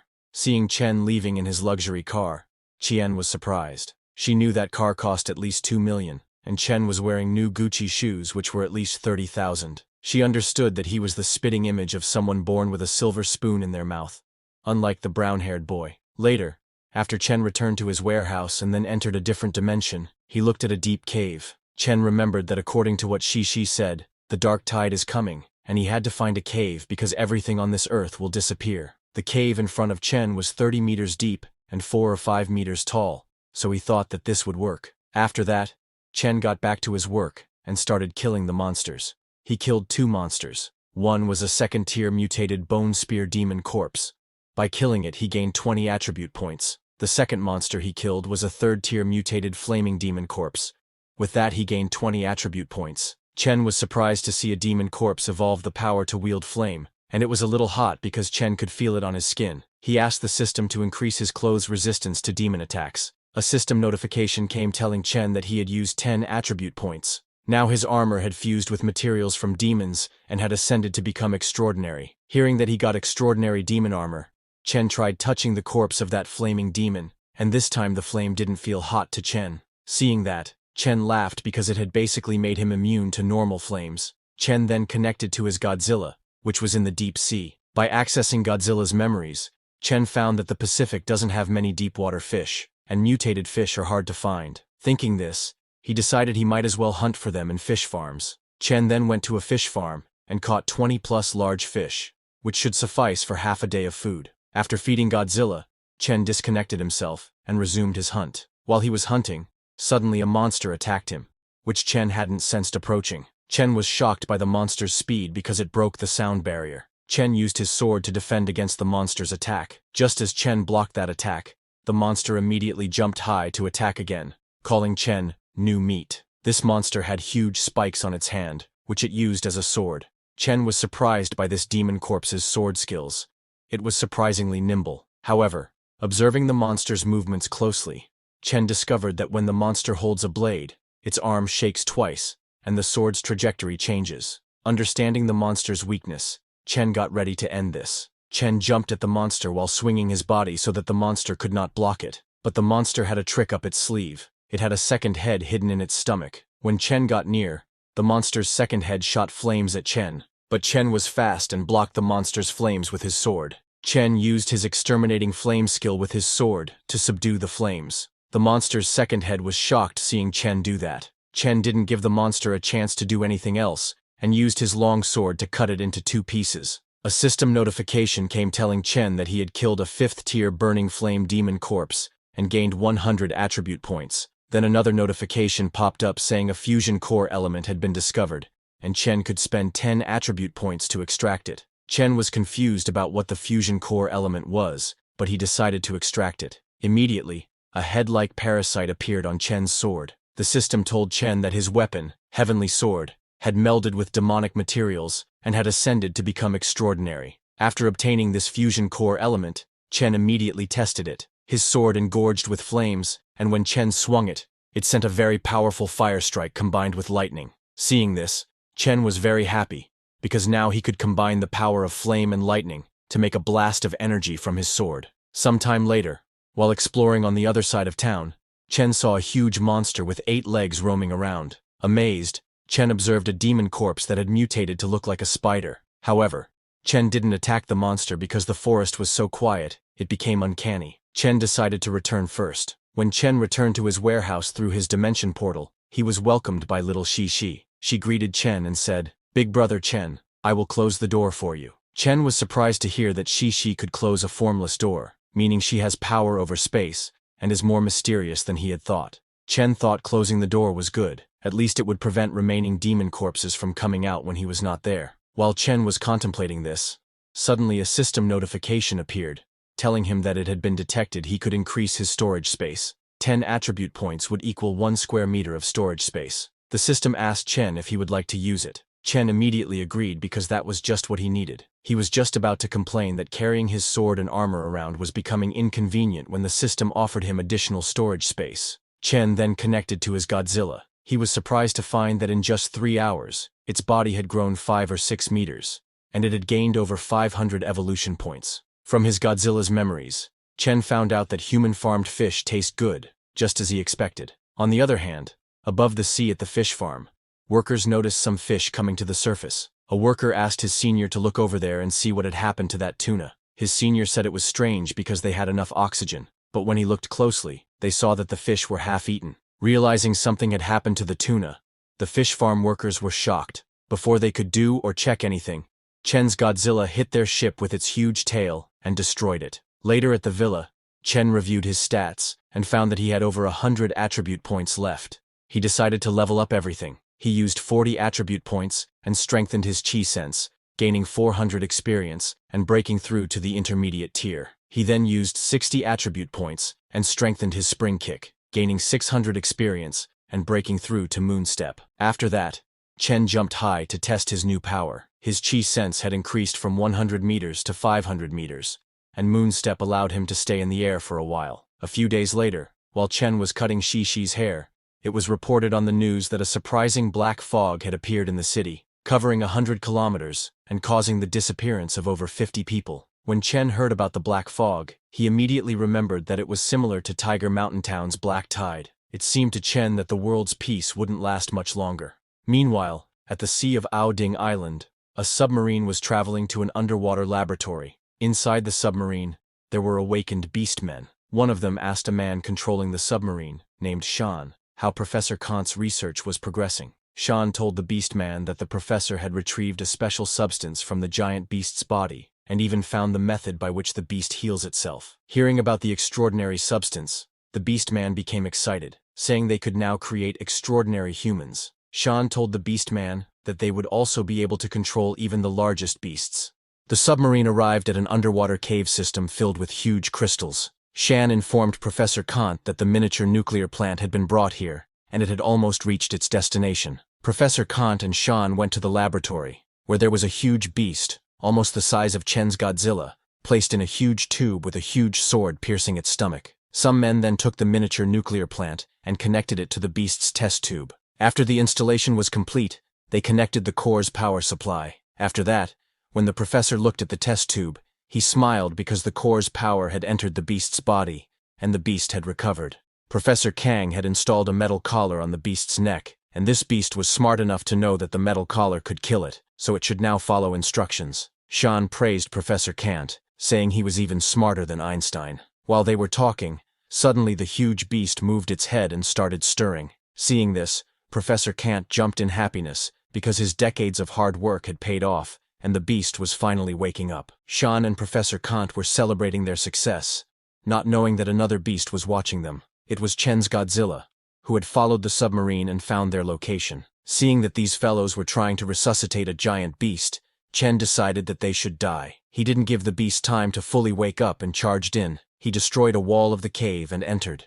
Seeing another beast, everyone panicked. Professor Kant ordered his men to block it, or they would all die. Their security came first to attack. Seeing Chen's Godzilla, Professor Kant told Shan to go to the submarine. Meanwhile, the guards started shooting at Godzilla. One guard threw a fire extinguisher at Godzilla and shot it, making it explode right in front of Godzilla's face. They continued targeting Godzilla's face and shot it with explosives. While Godzilla was distracted, Shan and Professor Kant ran away from there. After throwing a fire extinguisher at Godzilla, the guards stopped to check on Godzilla.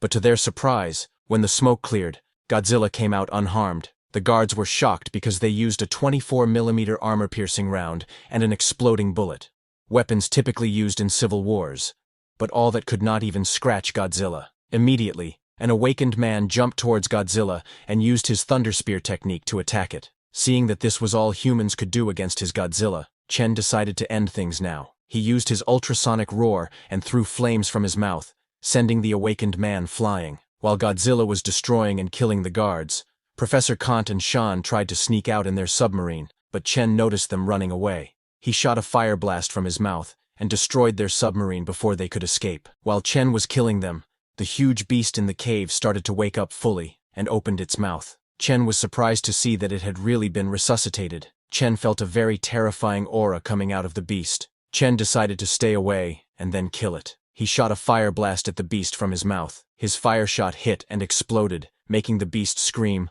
"I've just woken up. I'm not strong enough. Don't kill me." But before the beast could complete its words, its body exploded, and it died. A system notification came telling Chen that he had discovered a damaged ancient relic. The system asked if he wanted to absorb it. Chen was confused about what the system meant by damaged, but looking at the beast's body pieces, he didn't think much of it, and decided to absorb it. After that, Chen disconnected from Godzilla and went to a restaurant to eat with Shi. While they were eating, Chen got a system notification telling him that his clone had rested and gained 5 evolution points and 0.5 physique. These notifications came again and again. Chen was surprised to find that he could get stronger just from resting after absorbing the damaged relic. While Chen was busy, Shi was cleaning her plates because the food was too yummy. During this, Chen's phone received a message. When Chen checked his phone, he saw a message from Chen asking, "Senior Chen, are you free tomorrow? Let's have lunch together." Chen replied to her saying, "Sure, I will pick you up at 11. Then, after the meal, Chen again went to the other dimension through the teleportation door. There, he fought a flying insect-like monster that was striking Chen with its strong wings. Chen dodged the monster's attack, but was amazed to see that the monster's wings were so sharp that they could probably rip even a tank to shreds. Chen then jumped high and cut the monster into 2 with his sword. The system notified Chen that he had killed a 4th-tier demonic creature and gained 50 attribute points. Chen was slightly surprised to see that notification because he thought this monster should be 5th tier at least. After that, Chen moved to a different location. While going, he activated his super sense and sensed something ahead. When he arrived there, he encountered a worm-like monster with many spikes in its mouth. That monster slammed into Chen, pushing him back quite a bit. Chen used his sword to defend, but the monster's attack damaged Chen's extraordinary tier armor. Chen added 50 attribute points for strengthening his armor, and then charged at that monster again. He jumped high, destroying the ground, and swung his sword at the monster. But when he attacked using his fire, his attack bounced back due to a protective barrier around that monster. Chen was surprised to see that this monster had an energy wall. He then decided to get a little serious. Using his exterminating flame, he cut the monster into pieces. The monster's barrier broke like glass. A system notification came telling him that he had killed a 6th tier demonic creature, and gained 200 attribute points. Chen immediately used 100 points to strengthen his external chi, and 100 points to strengthen his crimson flame. With that, the temperature of his flames increased from 3,000 to 10,000 degrees, and his attack's distance also increased to 30 meters. He swung his sword and cut down a flying monster in two. Chen laughed, seeing that he could take out one dragonfly with each strike. Chen then returned home and checked his status window. Currently, Chen Chu is at the Earth tier, and his power has exceeded extraordinarily powerful individuals. His physique is 1752, mental spirit is 254, and he has external chi and chi sense techniques both at intermediate level. He has collapsing punch skill at beginner, sky step skill at intermediate, and spring kick skill at advanced. He has lightning mastery and crimson flame abilities.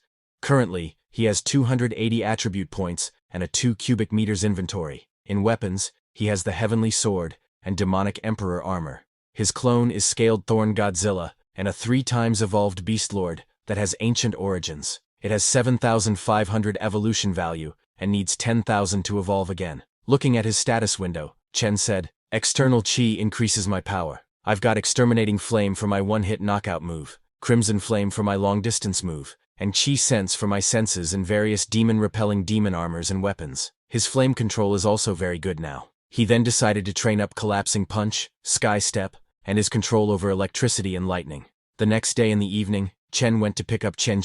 She arrived and asked Chen what they should eat, stating that it was her treat. Chen suggested having seafood. While they were talking, some classmates of Chen were watching them. One girl asked another if that wasn't the school beauty, Chen. With an annoyed expression, the other girl said, "Looks like even she couldn't resist the allure of a fancy car. When did Ning University's atmosphere become this bad?" With his super hearing, Chen heard them, but ignored them, and went to a fancy restaurant. At the restaurant, Chen checked the menu and saw that wild-caught flower dragon was 4,000, and 2 oysters from Country F were 10,000. Hearing about the prices, Chen calculated and found that it was over 70,000. She got worried because she only had 10,000 in her account, which was 3 months of her living expenses and allowance. She hesitated but told Chen that she only brought 10,000. She asked him to lend her some, saying she would pay him back. Chen told her that there was no need. He had covered the bill, so she should enjoy her food. Hearing that, Chen became very happy, and asked Chen if he owned a seafood company, because she had heard that he didn't come to school often. That must be because he was busy with his job. She praised Chen, saying businessmen have such an aura about them. Chen smiled and told her that wasn't necessarily the case. He didn't go to school because he was busy slaying monsters and leveling up. He had no time to manage a company. Hearing about killing monsters and leveling up, Chen wondered if that was a game. While they were talking, suddenly a waitress came with a huge crab for them to eat. Chen was amazed to see the huge crab, but looking at the crab, Chen got lost in thought. He pondered whether, if the apocalypse came, he would still be able to enjoy such luxuries. After dinner, Chen went to a luxury goods store to do some shopping with Chen. While Chen was busy shopping, Chen felt embarrassed looking at the prices. Chen had said he wanted to go shopping after eating, but she hadn't expected him to shop at Louis Vuitton, spending 80,000 on a meal and dropping another 20 or 30,000 on clothes afterward. She realized she couldn't even buy one of Chen's buttons with her monthly living allowance of 2,000. Chen grabbed Chen's hand, suggesting they go and get her some clothes. Chen was surprised when Chen suddenly grabbed her hand, wondering if he thought she was easy, but Chen didn't give her a chance to say anything. He bought everything Chen said she liked, purchasing tens of items and handing over his card to the cashier. When the cashier saw Chen, she immediately recognized him. Looking at Chen, the cashier thought that the girl Chen came with previously was really pretty, but he'd found someone even prettier within a month, leading her to think he was a playboy. Meanwhile, Seeing that Chen had bought her $30,000 worth of clothes on their first meeting, Chen wondered if this was what it meant to spend money like water.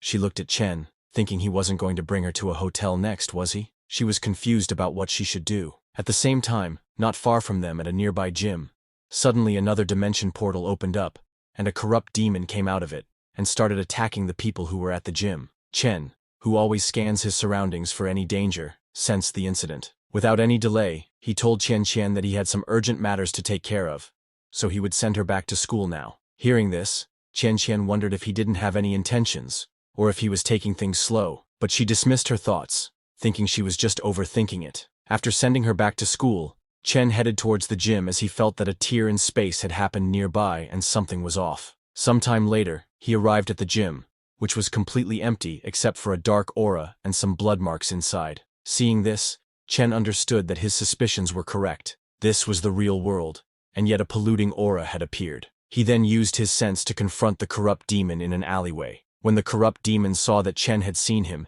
he jumped to attack, shouting, "Die, human!" But Chen didn't even give the corrupt demon a chance to strike.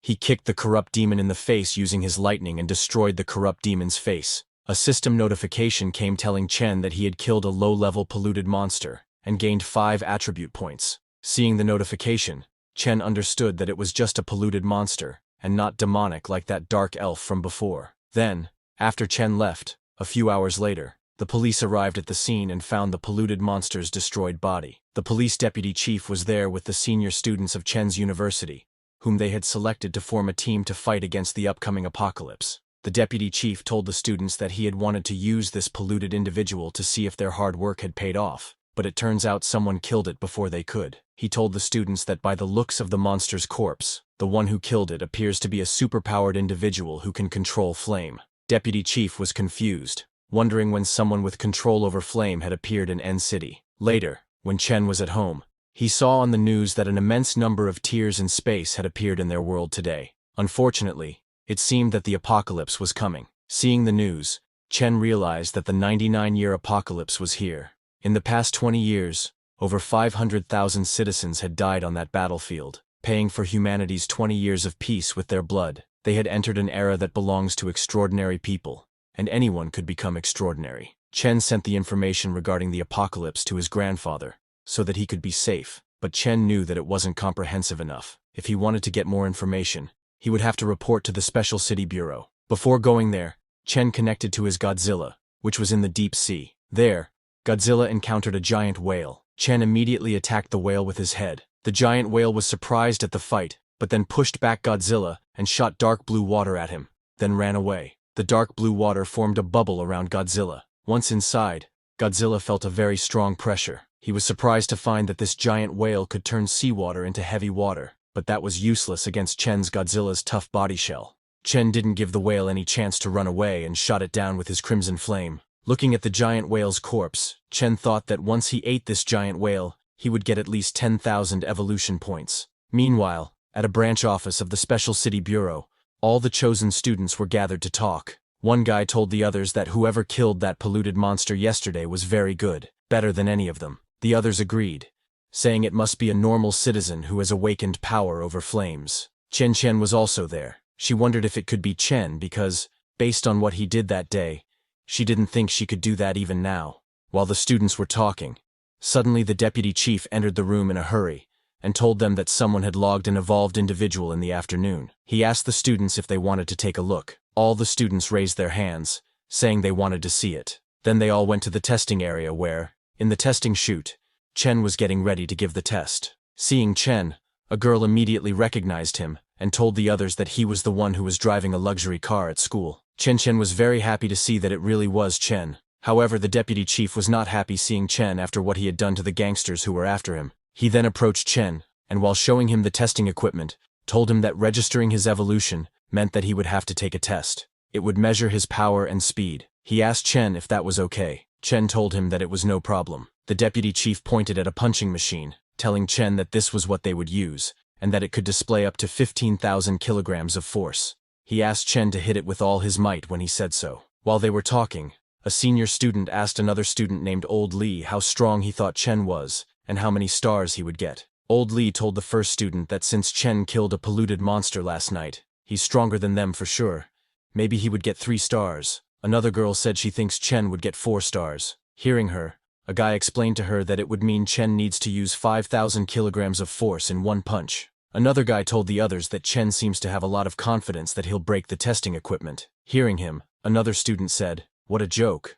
Our captain's an evolved individual with 5 stars, and he's only at 10,000. But to everyone's surprise, when Chen hit the punching machine, he scored 12,000 kilograms. All the senior students were shocked to see that Chen is really 5 stars, and a strong one at that. Meanwhile, Chen was a little disappointed because he had overshot. He used too much power, and now it would attract attention. Then, after Chen reached the standard for 5 stars, the deputy chief told him that he could collect 50,000 yuan at the Special City Bureau every month, and if he was willing to join them, he would be paid much more. They would promote him to vice head, and he would get a title. He asked how that sounds, but Chen immediately told him no, saying he is used to flying solo. The deputy chief said okay, and then asked Chen if it was him who killed that polluted monster yesterday. Chen confirmed that it was him. Hearing that, the deputy chief noted that Chen has power over flame too. He told Chen his power is very strong, as good as those awakened individuals he saw back in the day, and with his talent, he might be taken on by the fighting god Jiang as a disciple if he joined the bureau. Hearing about the fighting god Jiang,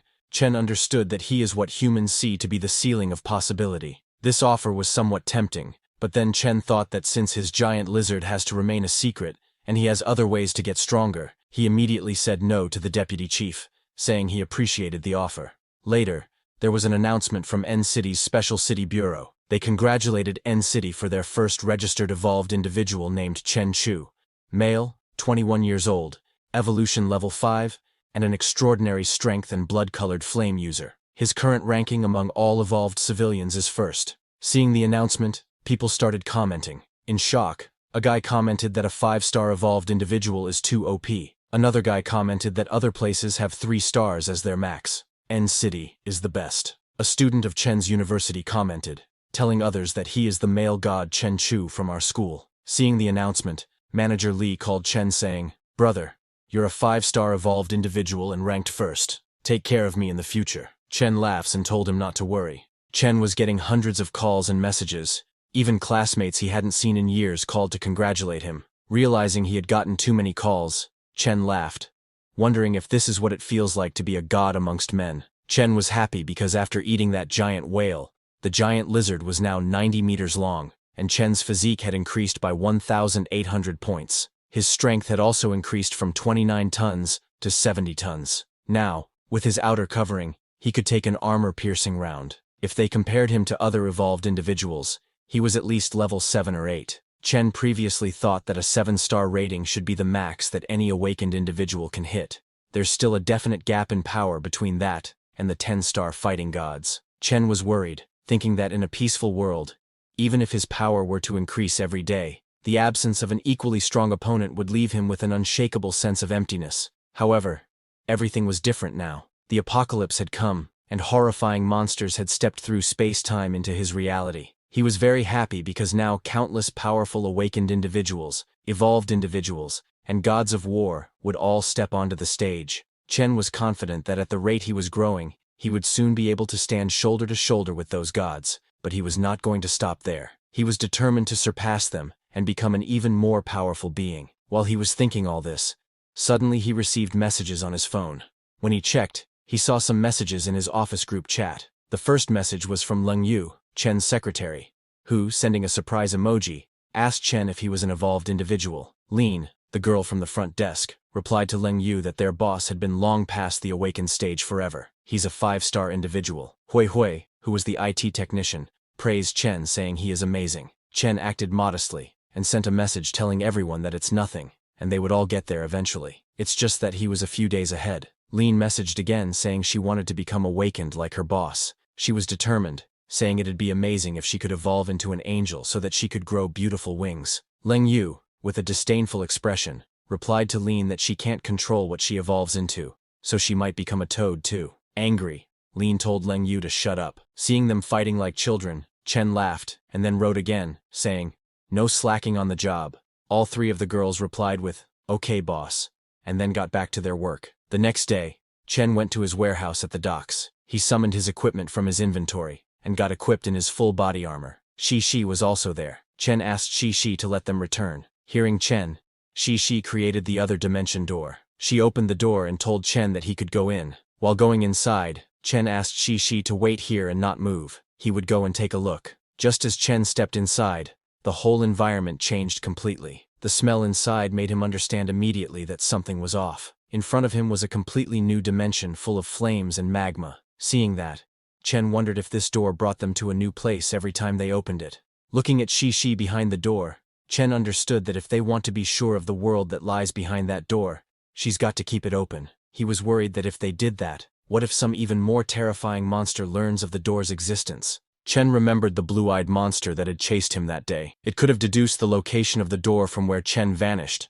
and sent the sausage monster over to chase him. But once the door closes, it brings Chen to another location when he opens it again, so he would have to explore that location anew. Chen smiled, knowing that it is a completely randomly generated world. With excitement, Chen declared that it's not bad either. But while he was thinking all this, suddenly a system notification came, telling Chen that the extremely high temperatures here would kill most living beings in seconds. Suddenly a very warm wind flowed towards him. Chen's crimson flames could offset the burning effect of the high temperatures. Seeing the wind, Chen smiled because this warm wind even felt kind of refreshing to him. But suddenly, a system notification came telling Chen that his body was being affected by the polluting substances here. His body's immunity had succeeded in temporarily blocking the effect of the polluted substances, but his resistance would last for 15 hours. Chen was surprised to see the notification. He understood that no matter how resilient his body is, it seems that it can't completely resist the effects of this pollution. Chen was a little jealous, because after feeling the heat, he now knew that those awakened individuals and war gods would be completely unaffected,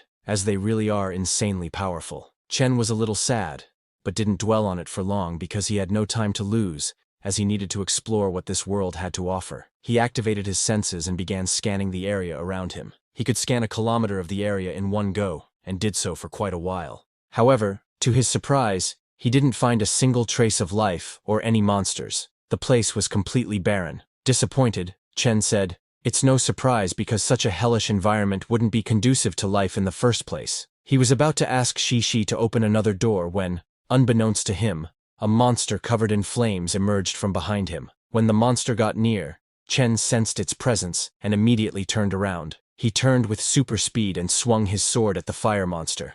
Chen's sword cut the monster's body in two, but the monster didn't die and rejoined its body. The monster then looked at Chen and smiled. This monster was a poisonous smoke monster with a difficulty level of 3. Chen was a little surprised to see that monster because he hadn't even noticed it was behind him just moments ago. He realized that this world had something to it. The fire monster immediately charged at Chen with full speed, but when it tried to hit him, its attack was blocked by Chen's crimson flames, which formed a protective barrier around him. The monster immediately backed off. Seeing that, Chen realized it wasn't his senses that failed to pick up on this monster. It was because this monster was not alive at all. After understanding that this monster was just a spirit, Chen got ready to use his thunder attack, saying, "Since this is a filthy monster, I'll have to use the evil spirit repelling thunder to disperse it."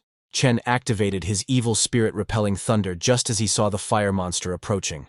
The monster was confused to see Chen using thunder. Chen collected thunder in his hands and created an electric arrow.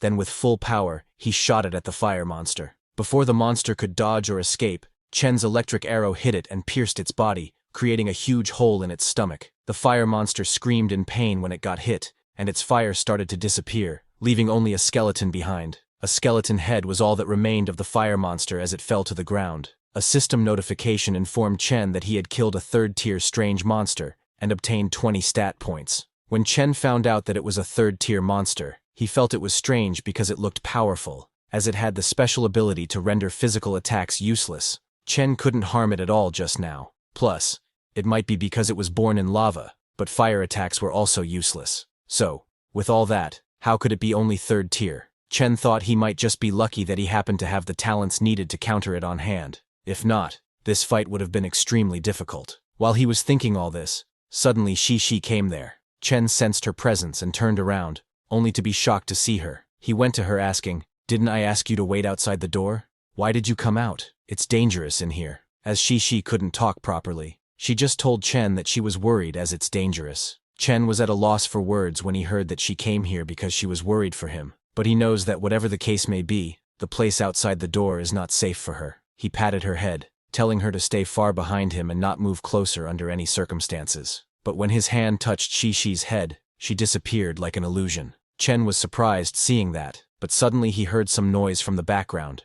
To check what it was, he activated his senses to scan the surroundings. But before he could find where the noise came from, suddenly the rock Chen was standing on broke into pieces, releasing magma from everywhere. Shocked, Chen immediately jumped from that rock to escape the magma, and then, while jumping from one rock to another, he checked his surroundings. When he found the highest point of that place, he went towards it. The highest point he found turned out to be a huge rock pillar. Surprised, when Chen looked behind, he saw many rock pillars, same as the one he was standing on, all chained together creating a circle. When Chen looked closely, he saw magic runes engraved on those rocks. Seeing that, Chen smiled because he could call it a building, but it looked more like a seal or a prison, and it could completely hide a huge monster's aura. Just as Chen thought, there was indeed a monster hiding, using that seal. Chen walked towards that monster and said, "So the real treasure hidden in this world was you all along." The sealed monster Chen was talking to was Vandenfeld Fiery Wings, a true dragon.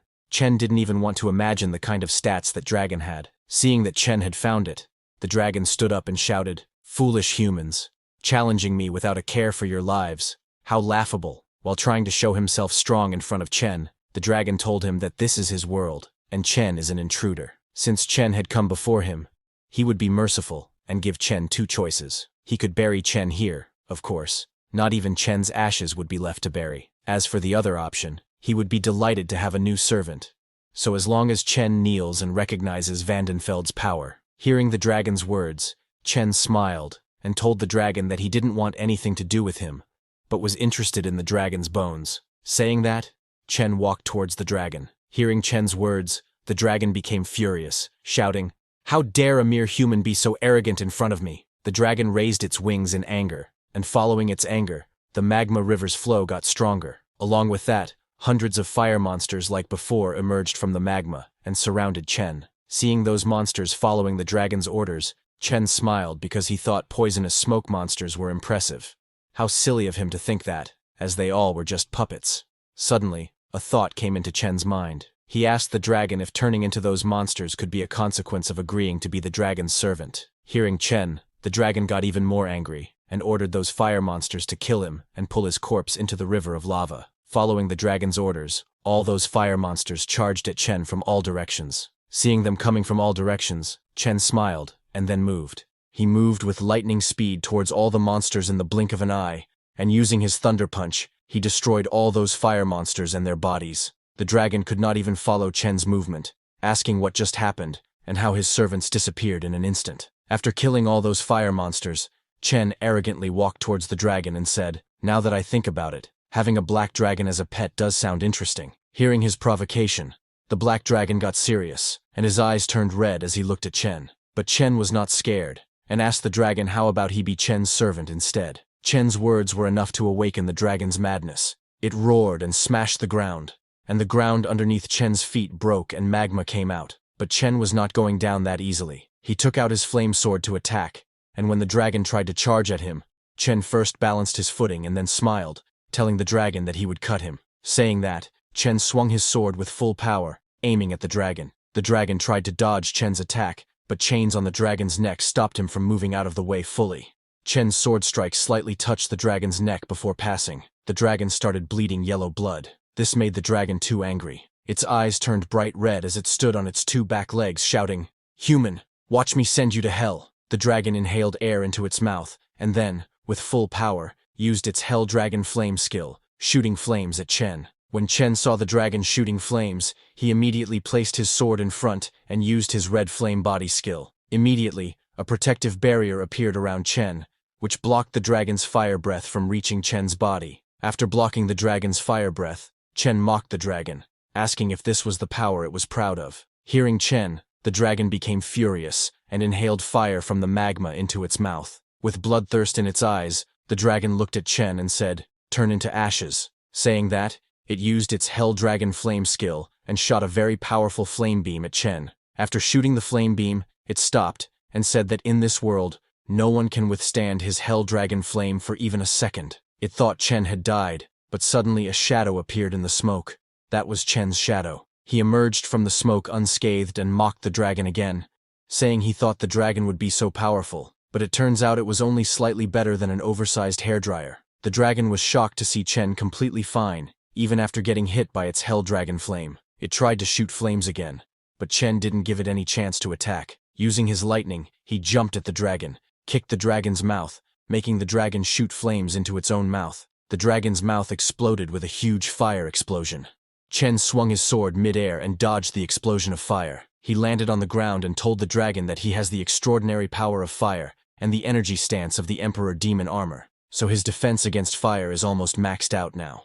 With confidence, he told the dragon that he can almost ignore the temperature of its dragon breath. The dragon was surprised to find that Chen actually has the ability to be immune to his dragon breath. The dragon came out of the magma onto the ground, telling Chen that now he is a bit interested in him. But all that was an act. When Chen was in the dragon's range, it charged at Chen shouting, "So what if you have fire entity? I will tear you to pieces with my sharp teeth." Saying that, the dragon tried to bite Chen, but little did the dragon know that Chen can move with lightning speed. Chen easily dodged the dragon's mouth and jumped high in the air, giving him enough momentum to aim at the dragon.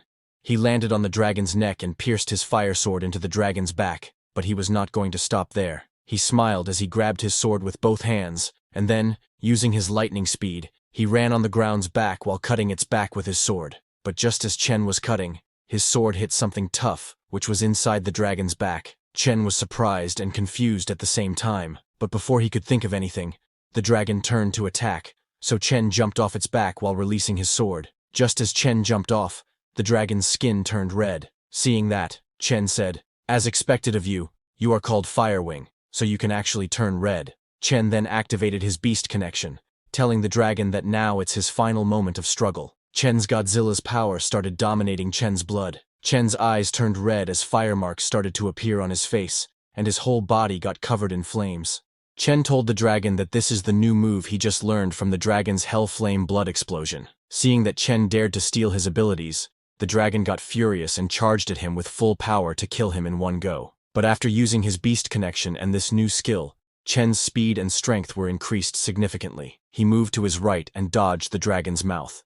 Now the dragon's neck was right in front of Chen, and he didn't give the dragon any chance to react. With full power, Chen swung his sword at the dragon's neck and sliced it into two. Chen's fire sword cut the dragon's neck as if it was cutting butter. The dragon's head rolled around on the ground, and a system notification informed Chen that he had killed a level 5 dragon monster and gained 1,000 attributes. With burning flames in his eyes, Chen called the dragon trash, saying it didn't stand a chance. Just as the dragon died, suddenly Shishi's illusion appeared there. She got near the dragon saying, "Brother Chen is awesome, and the fire dragon is dead." On the other hand, after killing the dragon, Chen's fire form faded away. Looking at his body, Chen said, "With the strengthening effect brought by my 4,000 points of physical strength, only 1/10 of the chi and blood was burned.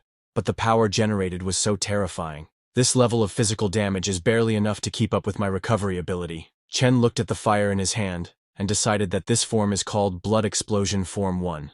After naming this new technique, Chen went to check the dragon's dead body. Looking carefully, Chen realized that the dragon's scales, teeth, flesh, and even its lava-like blood were extraordinary materials. He looked at the dragon's sliced head and thought that this head alone would be worth at least 100 million to the government. But there was just one issue. How would he explain to the government where he got this 5th-tier dragon head from? If he said he killed it alone, that would expose that he is powerful enough to be 6th or even 7th tier, and Chen didn't want that. Chen then helped Shishi, who was riding the dragon, come down and decided to keep the dragon's head for now, thinking it might be tasty. Chen then exchanged his 200 attribute points for storage space to store the dragon. He placed his hand above the dragon head, and it vanished. A system notification told him that the dragon head had been stored. Chen then used 400 attribute points to strengthen his intuition, because he needed to be able to see between the lines. A system notification informed Chen that he had successfully strengthened his intuition and had obtained high-level intuition. Now, the aura of monsters could not be hidden from him, and inanimate objects could also be detected. Chen then used 400 attribute points to strengthen the intimidation of his armor. Another system notification informed Chen that he had successfully strengthened his armor's intimidation. Just as Chen strengthened his armor's intimidation, he immediately felt a very strong pressure on his body. Just from that pressure, the ground underneath Chen cracked. Suddenly his whole body was covered by flames, and a new system notification informed Chen that he had awakened the king's intimidation. Chen was surprised to find that he had awakened the king's intimidation. He immediately checked the details of this king's intimidation, and found that it could cause a person to tremble in fear. Even the merest bit of eye contact could render them completely powerless. Seeing the details of this new power, Chen was too excited to use it, but not right now. He calmed himself, and the flames coming out of his body disappeared. Chen thought that this should be useful for clearing out the fishes. He decided to immediately try this new skill and connect to his Godzilla, which was in the deep sea of our country. At the same time, an our country's long-distance fishing ship was passing by. While the fishermen were fishing in the deep sea, suddenly their net got happy. They all were very happy, thinking something was on the hook. They immediately pulled out the nets, but to their surprise, there were very few fishes in their net. Seeing that, they got very confused. But a fisherman said that it doesn't matter as long as the fishes are alive. Suddenly the watchman called everyone because he saw something in the sea. As everyone looked into the sea, they saw a massive water wave right in front of them. Suddenly, thunder started sparkling around that massive wave, and the next second, the water wave exploded with a huge explosion and shot hundreds of fishes into the air like a cannon. Seeing that many fishes, those fishermen were very happy because they had never seen that many fish in their lives before. The one who did that was none other than our Godzilla, who was connected to Chen at that moment. After doing that, Chen released the connection, and the Godzilla returned to a cave deep under the sea. Chen, having used the king's intimidation, was very impressed to see that the king's intimidation made the lizard's oppression even stronger.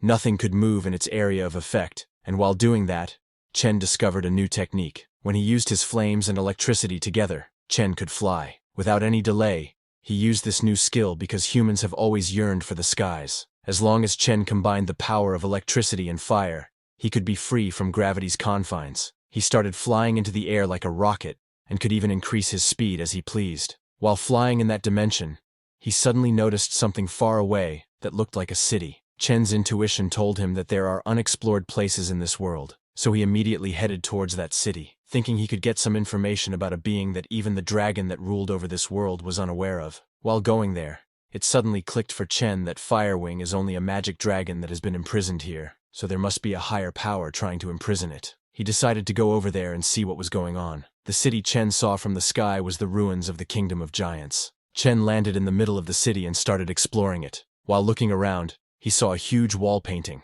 In that painting, Chen saw that there were many dragons, and they were all kneeling in front of some humanoid-type creature.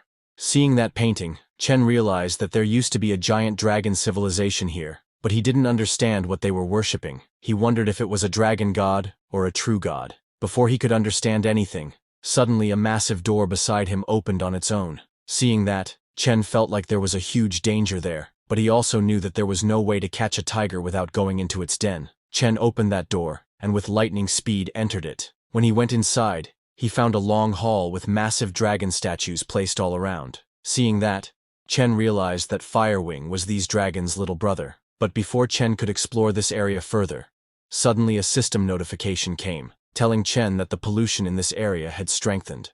He was temporarily immune to the pollution thanks to his strong physique, but in 3 hours, his physique would be weakened, and he would be affected by the pollution. Seeing the notification, Chen was confirmed that there really was something strange in this temple. Pollution had suddenly increased, which means something other than Chen had also entered this temple, but it hadn't even shown its true self, and it was already capable of causing such pollution. This made Chen more curious to know what it was, so he shouted, telling that thing to stop hiding and come out because he knew it was here. Chen's voice echoed very loudly in that temple, and suddenly Chen felt something coming towards him from above.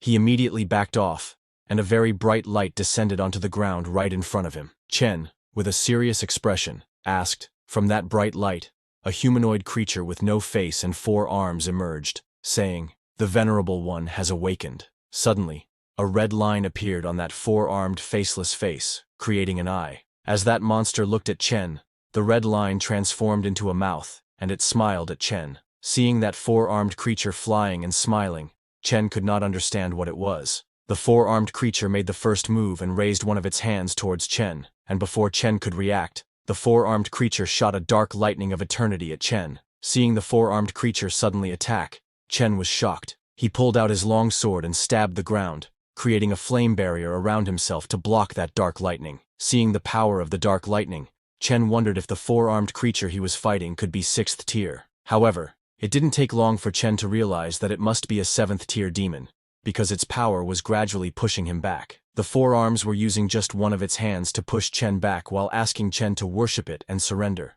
As it increased the power of the dark lightning, the ground beneath Chen cracked. Hearing it demand him to kneel made Chen very angry, and he asked if it wanted to die. Now serious about fighting back, Chen unleashed his crimson flames and entered his bloody explosion Type 1 state. He released so much internal flame chi from his body that the stone and ground around him got destroyed. After unlocking his bloody explosion state, Chen smiled. He looked at the four arms with dead eyes and told it that for asking him to kneel, it was going to die. Seeing Chen's bloody explosion form, the four arms used its second hand to fight. It employed telekinesis to turn all the nearby stones into spears and aimed them at Chen. It mocked Chen by laughing at his bloody explosion form 1, then shot all those stone spears at Chen with full speed. After unleashing his bloody explosion form, Chen's speed had significantly increased. He moved very fast and destroyed many of the stone spears coming towards him, but they seemed endless, and Chen continuously destroyed them. Seeing that he couldn't break free,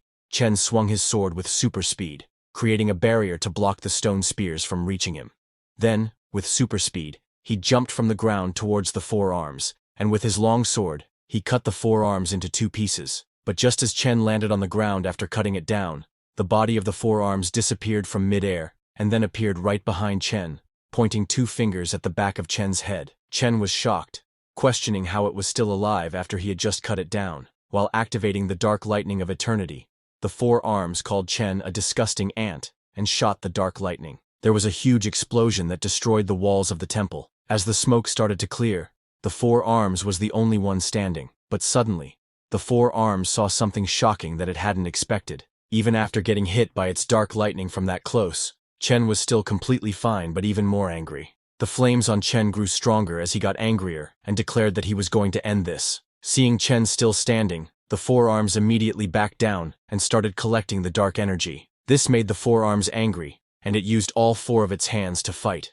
It collected the dark energy and smashed its hands together, trying to control the ground and smash Chen between 2 stone pillars. But Chen destroyed those stone pillars with just one swing of his sword, and then jumped towards the four arms. He struck and cut down the four arms along with the stone pillars it was controlling to attack with just one swing. But like before, that was just an afterimage of the four arms, and it used its super speed to dodge Chen's attack. Little did it know that Chen was not going to fall for the same trick twice. Suddenly, a sword pierced the four arms' chest. It was none other than Chen who also used his super speed to get behind the four arms again and stabbed him. Chen laughed and told the four arms that this is bloody explosion form 2. However, Chen's laughter didn't last long because the four arms suddenly grabbed Chen's hand. Chen was surprised to see that the four arms hadn't died and had turned around. It called Chen arrogant and used its dark lightning of eternity again. There was another huge explosion, and Chen was in the middle of this explosion. From the smoke, Chen's sword went flying. Then a shadow appeared in the smoke. It was Chen, who walked out of the smoke saying his weapon would only slow his attacks, so he would deal with the four arms with his own 2 hands. The fire on Chen's body had grown stronger. While laughing, he charged at the four arms again. Seeing Chen coming, the four arms created a dark energy barrier to block his attack, but Chen's attack was too powerful. With just a single punch, he destroyed the four arms barrier and sent it flying, crashing to the ground with solid impact.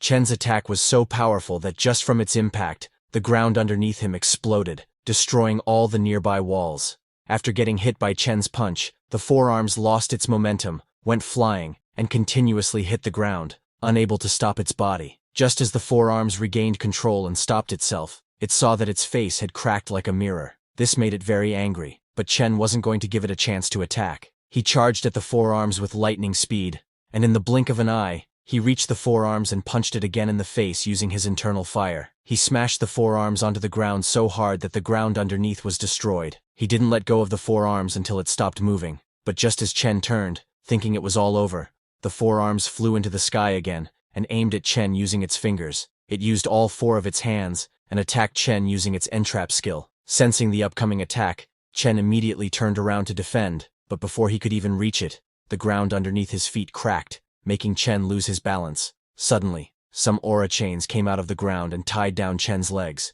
Chen tried to break free, but more and more chains came out of the ground and tied down his whole body. Chen tried using his internal flame to melt down those chains, but it didn't work. A system notification informed Chen that this was a dragon sealing formation, and it could absorb the energy of the item it had sealed and use it to strengthen itself. Realizing that the more he tried, the harder it would be to escape the forearms binds, Chen looked above and asked the forearms if this was how it trapped those ancient dragons. Chen then moved his hand using just his strength and told the forearms that it was a pity that it was not quite good enough to seal him. Saying that, Chen slowly moved those chains and got into position to gather his internal flame in his body. As he gathered energy, he laughed and told the forearms that he was different from those dumb dragons. Saying that, Chen snapped and broke those chains with his power.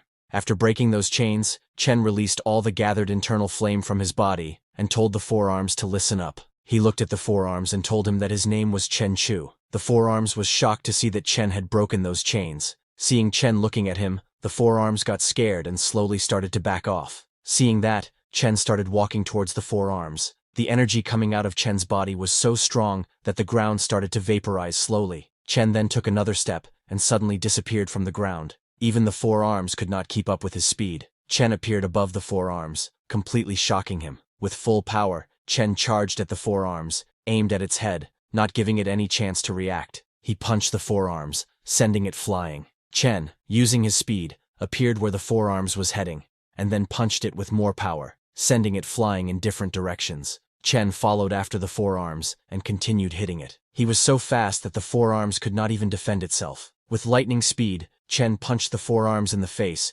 breaking his face again.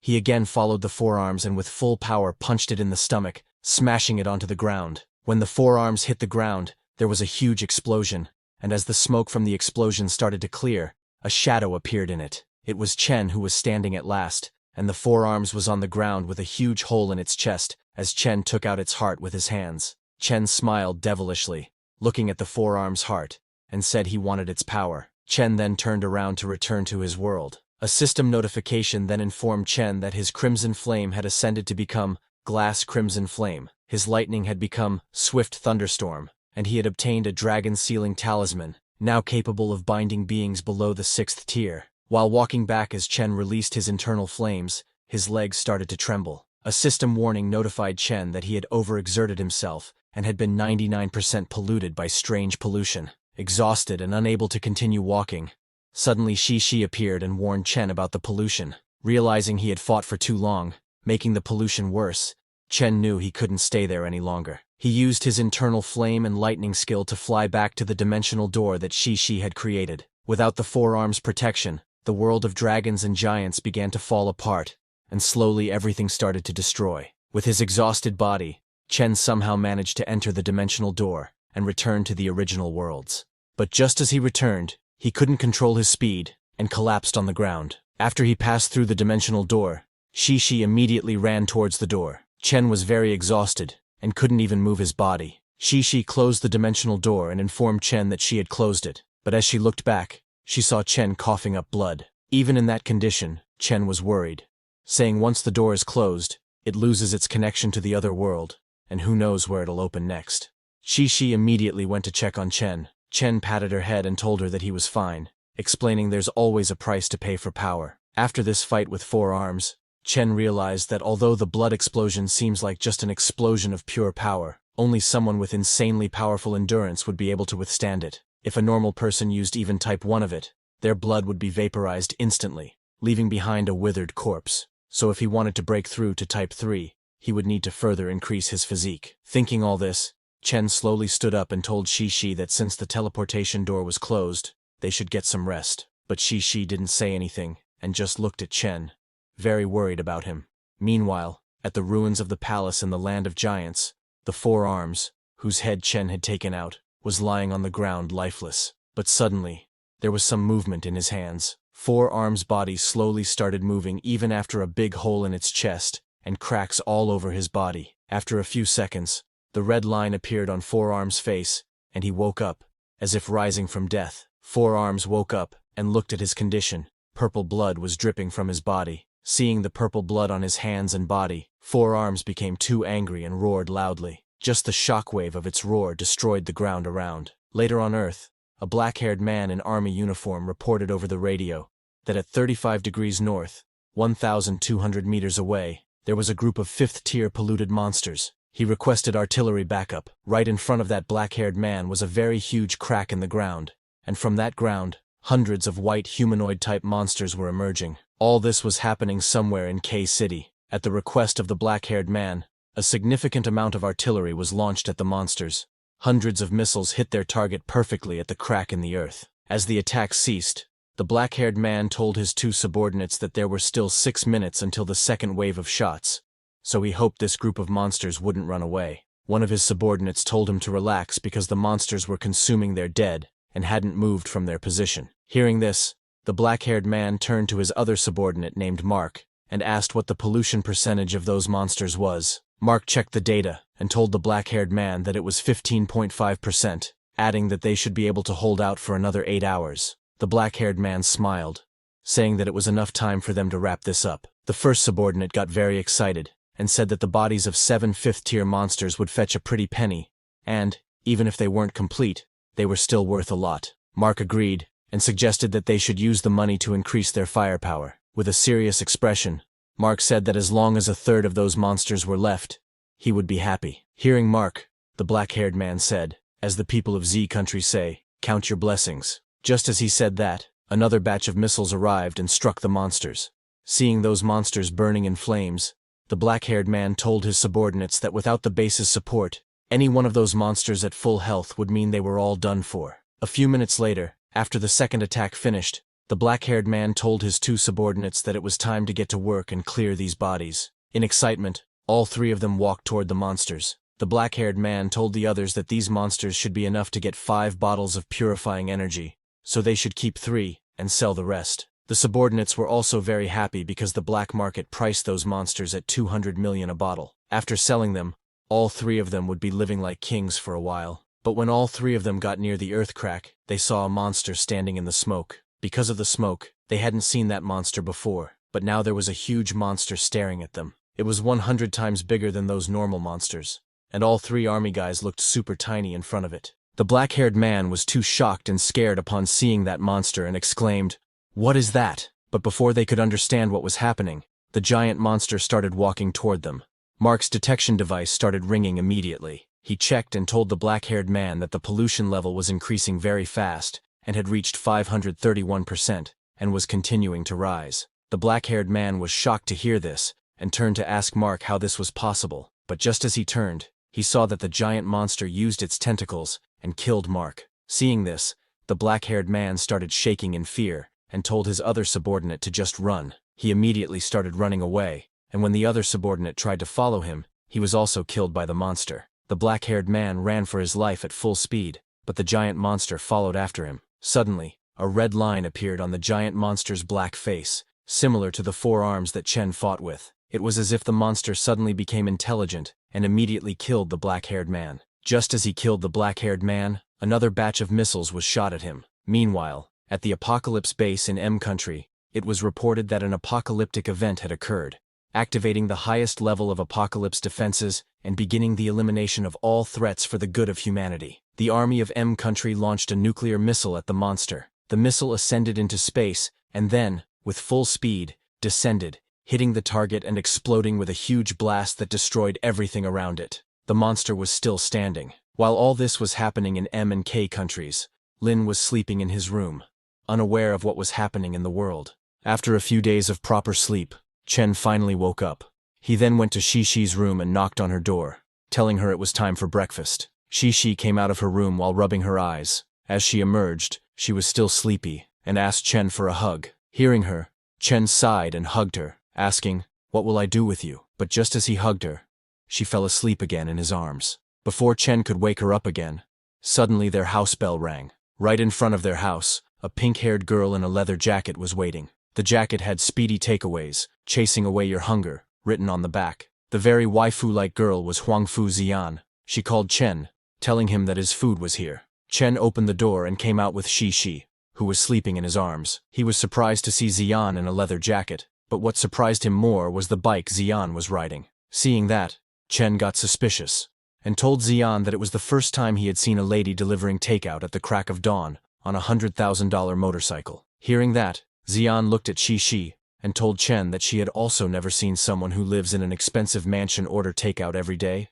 and who happens to have a child too. Hearing her, Chen's suspicion was confirmed, and, as his eyes turned red, he smiled and said, "You know me too well." Chen unleashed his internal energy to scare Xian and show her not to mess with him. After seeing Chen's aura, Xian also got scared. She dropped the food bag she was holding, and while shaking, she said, "You're the first person in the new generation of evolved individuals, Chen Chu." Well, she was not shaking in fear. She was just too excited that she had finally seen him in the flesh. Seeing her expression, Chen thought this lady was strange. He asked her what she was here for. Seeing Chen getting angry, Xian got even more excited. While unzipping her jacket, she told Chen that she was here to pursue him. Chen was shocked hearing that. This was an answer he could not have even imagined.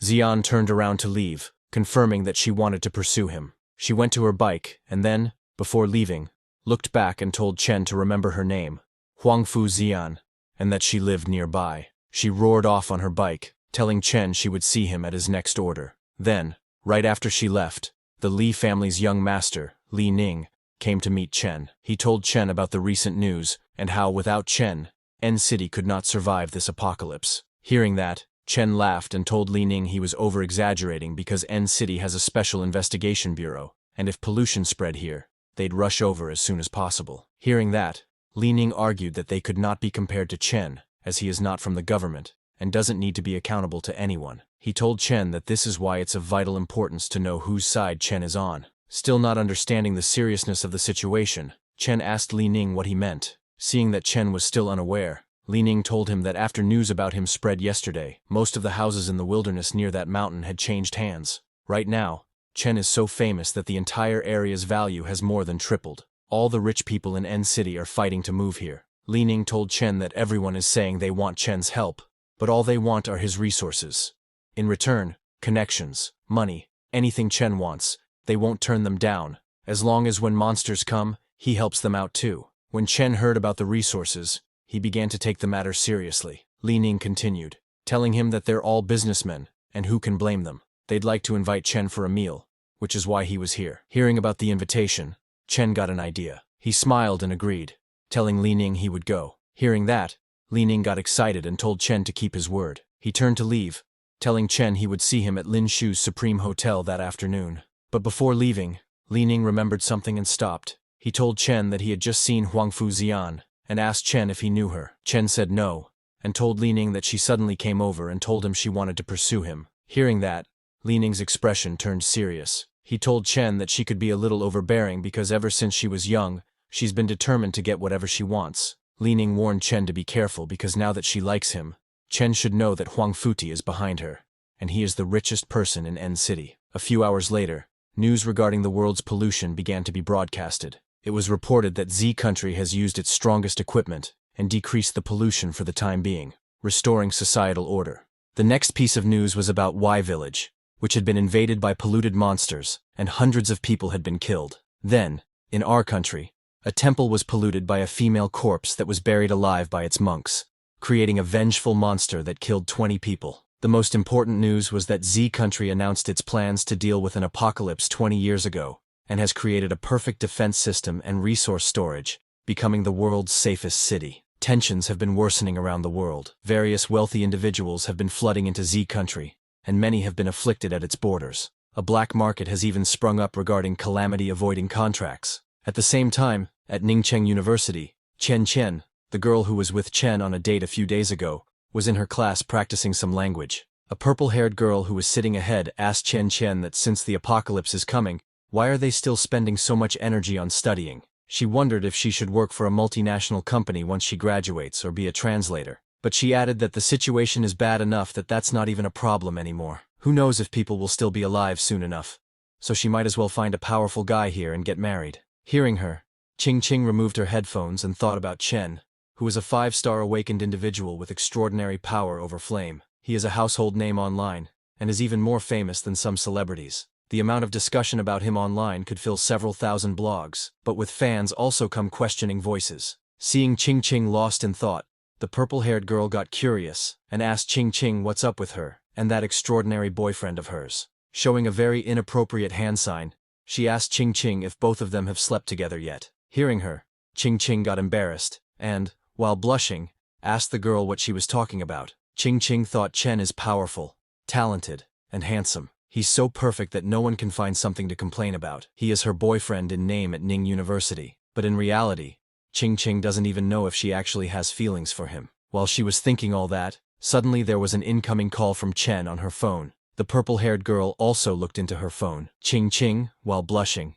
tried to hide her phone and leave to pick up Chen's call. The purple-haired girl saw that it was Chen's call and told her to go get it. Ching Ching went outside and picked up the call. She asked Chen if he was looking for her. Chen, who was at the gym, asked Ching Ching if she had time to come over for a while that afternoon, saying he got a reservation for lunch. Hearing that, Ching Ching became very happy and said of course she would love to come. On the other hand, at the Huang's villa, Xian's bike was parked outside. Inside, there was a brown-haired guy sitting. He asked Xian if she had seen him. Xian, while removing her helmet, said yes. This brown-haired man is N City's richest person, Huang Futai, and also Xian's father. He asked Xian how he is, referring to Chen. Xian told her father that Chen knows she is investigating him, and that he can be very intimidating when he's focused on something. Remembering Chen's terrifying aura, she told her father that Chen is a guy who's capable of being a king. Hearing that, her father laughed and told Xian that it looks like his old investment was right. He is powerful. Xian agrees, but told her father that if he wants to buy Chen over with a few million or tens of millions, that's not going to happen. Her father didn't take it seriously, and told Xian that no matter how she put it, Chen is just a 20-something brat. He questioned whether she really thinks an old guy with as much business experience as him would be outsmarted by him. Xian told her father that the world has changed, and his money isn't always a solution, but power can be. Hearing that, her father's expression darkened. He asked Xian if she has only been there once. Does she actually like him? He asked Xian what she told Chen. Xian told her father that she is chasing Chen not because of him, and not because she wants something from Chen. She blushed, and told her father that she is chasing Chen because she just likes him. Seeing her like that, her father became very confused, and asked her if she is being serious. Xian said of course, and told her father that Chen is the first man who has made her feel something in years. Hearing that, her father became furious, and told Xian that all the powerful families from N City, and even H and S City have their eye on Chen, and Futai knows exactly how they manipulate others with money, women, and power. As long as one has human emotions and wants something, they can be used. Everyone just wants to bring Chen down, and make him kneel to them and join their forces. Futai told Xian she is too naive to fight with them, but Xian was very confident, saying her aunt told her that the way to a man's heart is through his stomach. Her father agrees with her, but after a few seconds, he understands what she means, and asks her if she is planning to learn cooking. This made Futai think, because he knows that his daughter is famous for being slightly crazy, and now she's been touched by a man, and even decided to change herself for him. But he was also confident because she's pretty, so she might be able to actually get Chen. Xian told her father that she has sworn off learning cooking since she nearly burned down her old house several times over, so that's not happening. Hearing that, her father became curious, and asked her what she plans to do then. To his surprise, Xian turned around and showed him the Speedy Food Takeaways logo on the back of her jacket. She told her father that she is delivering takeout to Chen and him alone, as she used her father's name to start a takeout company. Hearing that,